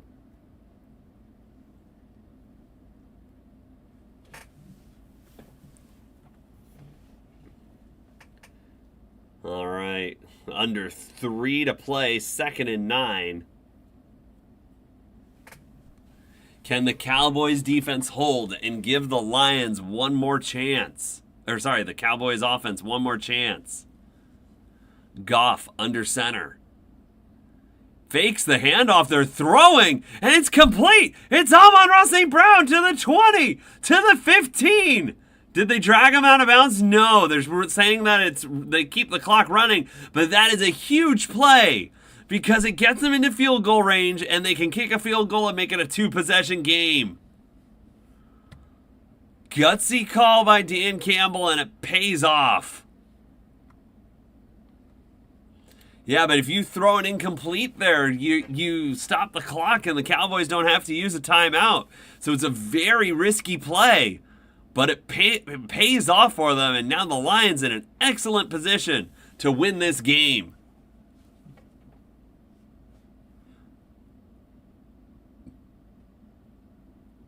The Cowboys are challenging? What are they challenging?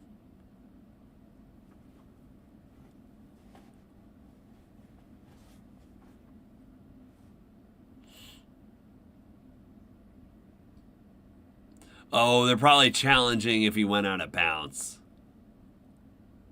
Yeah, the foot goes out, so I think he is out of bounds. Oh, spoiler warning. Okay.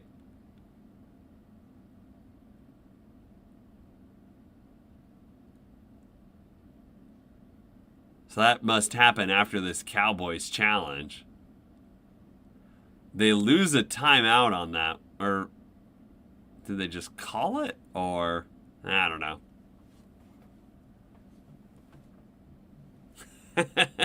Okay, I'm still waiting for this play to happen, but it sounds like Gibbs gets a touchdown.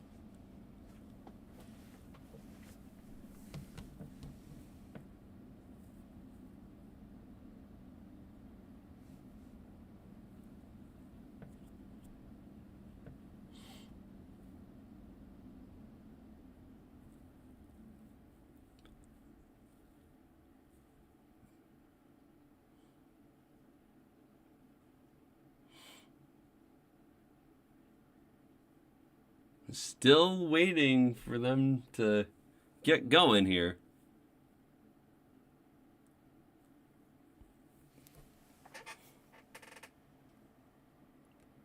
All right, now Goff is under center. 2:25 left to play in the game. Lions at the 13-yard line. Oh, and the Cowboys probably, yeah, the Cowboys let them score. That makes sense. So it's a touchdown for Gibbs. And the Lions cracked 40 on the game.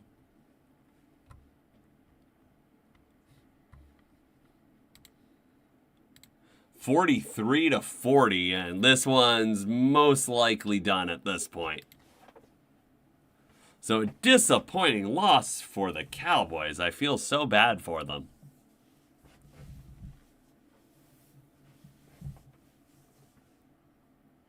It's not over yet, but the Cowboys would need 2 touchdowns in 2 minutes and 19 seconds. Crazier things have happened. Oh, I never moved the possession football. Oh, I'm not moving the scoreboard. All right, Bates gets it. So now it is back. It is a 14-point lead for the Lions. Oh my gosh, I'm trying to click the football. Hang on. There we go. Dun-dun. So yeah, you can see that the Cowboys, they kind of just let him go into the end zone there because they could run out a lot of clock and still make it a 2-possession game. So it's in the Cowboys' best interest to get the ball back as soon as possible.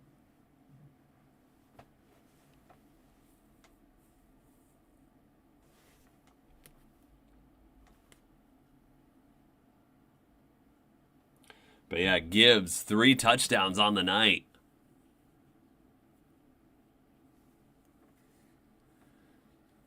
And the Cowboys, they give up 44 points. So right when you thought that their defense might be turning a corner, they give up 44 to Detroit.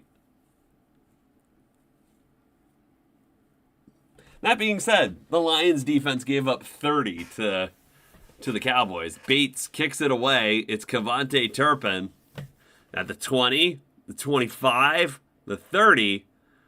Trying to make something happen, not getting anything there. Gets it to about the 31.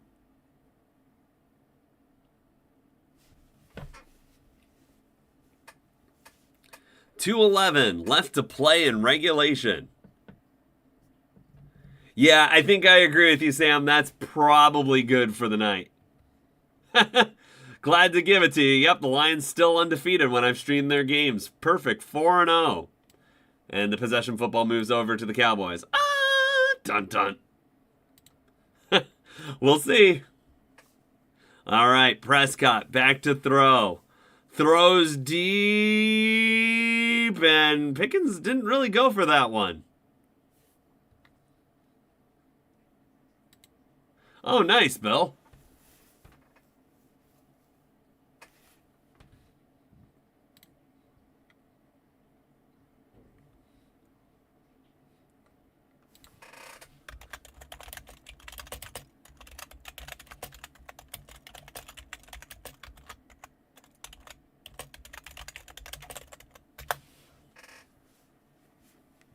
All right, here comes Prescott. Prescott throws. It's incomplete. Number 81 couldn't hold on to it. That's his only target of the day. I don't know who that is. Oh, it's Jonathan Mingo. Oh my gosh. He's still on Dallas? We somehow were able to trade him to Dallas for a 4th-round pick when he literally did nothing for our team. Jonathan Mingo was such a bust. And I was disappointed in that because he had potential A.J. Brown upside, but definitely didn't get there.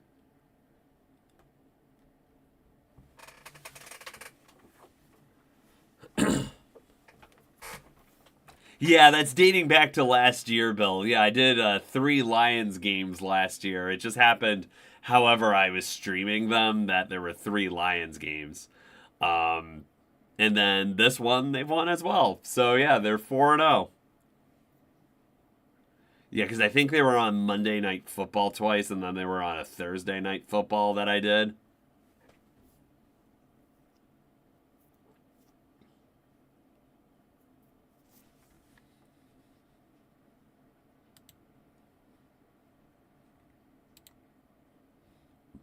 All right, we got a 3rd and 10 coming up for the Cowboys. They're at their own 31-yard line. Hutchinson's spin move got into the backfield, forces a quick throw to Ferguson, which is incomplete. So this is the last gasp for the Cowboys, 4th and 10. 44-30.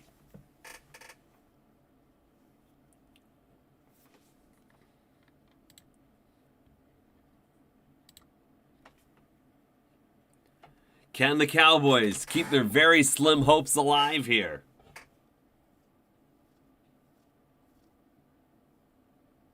Prescott out of the shotgun. I thought there was a hold there. Oh, it looks like Flournoy got it. And he's got past the 1st down marker. So the Cowboys keep their hopes alive. They took a timeout there, I think.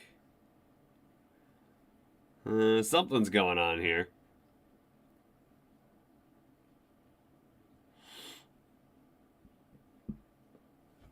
The Lions are signaling there's something against the Cowboys. I thought I saw a holding call on the left tackle, but...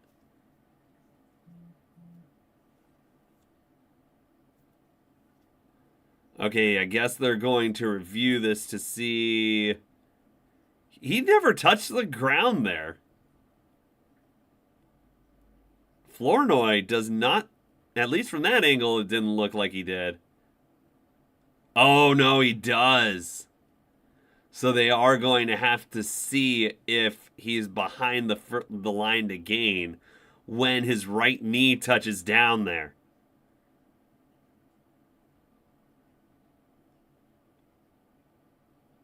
It's super close. Okay, so the call on the field was short of the first down. Okay, no, they call it a first down after review. So the Cowboys' drive will stay alive.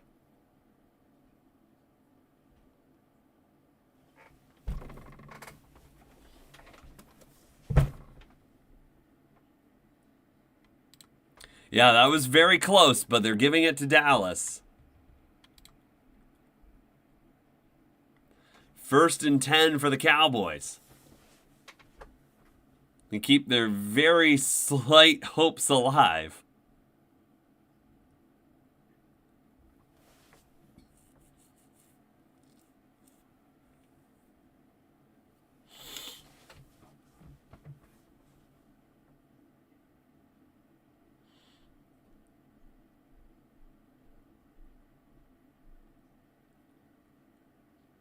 All right, Cowboys back to throw. It was Prescott out of the shotgun, throws. It's complete to Kevontae Turpin, and Turpin goes down the sideline. So I think they're at about the Lions 35 right now. So the Cowboys are making their way up the field. Maybe it was too early for Sam to log off the stream as the Cowboys are moving down the field.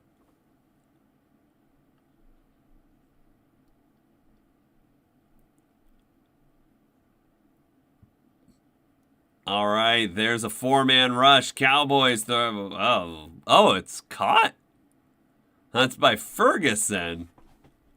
Is Ferguson going to get called for another offensive pass interference?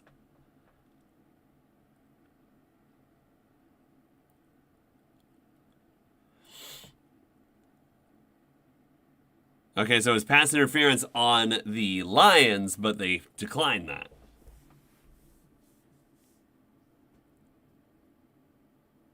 Looks like they're calling it on... Yeah, that's a hold on Anzalone.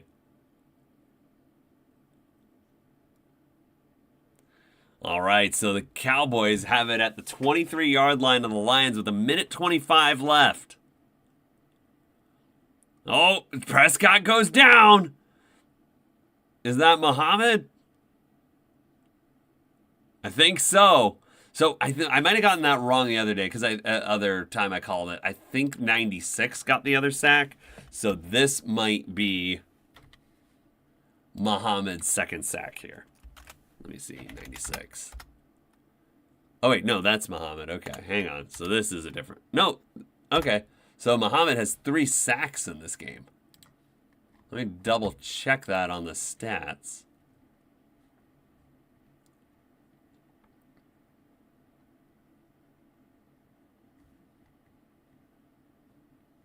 Yeah, 3 sacks for Muhammad. So that's big for him. All right, Prescott throws. It's intercepted! Intercepted by Reed. And that will do it. All right, yeah, this one drug on for a while. Oops, oh my gosh, I just want to move the football. Dun dun. But yeah, the Lions are going to now be able to kneel out the clock. Yeah, Flournoy had it, but DJ Reed rips it away from him. Yeah, and he secures that, going to the ground. Oh. It rolled a little bit there as he hit the ground. I wouldn't call that an incomplete. No, seriously, yeah. They were just like, okay, there's still like a 1% chance the Cowboys could win. But yeah, now if this interception stands, then yeah, yep, looks like it does. Goff takes the knee. He'll need to take one more, and then that will be game.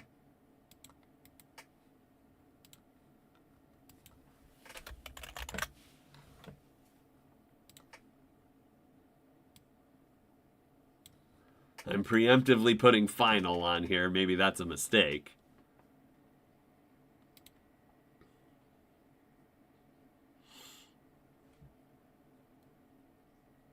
And there it is.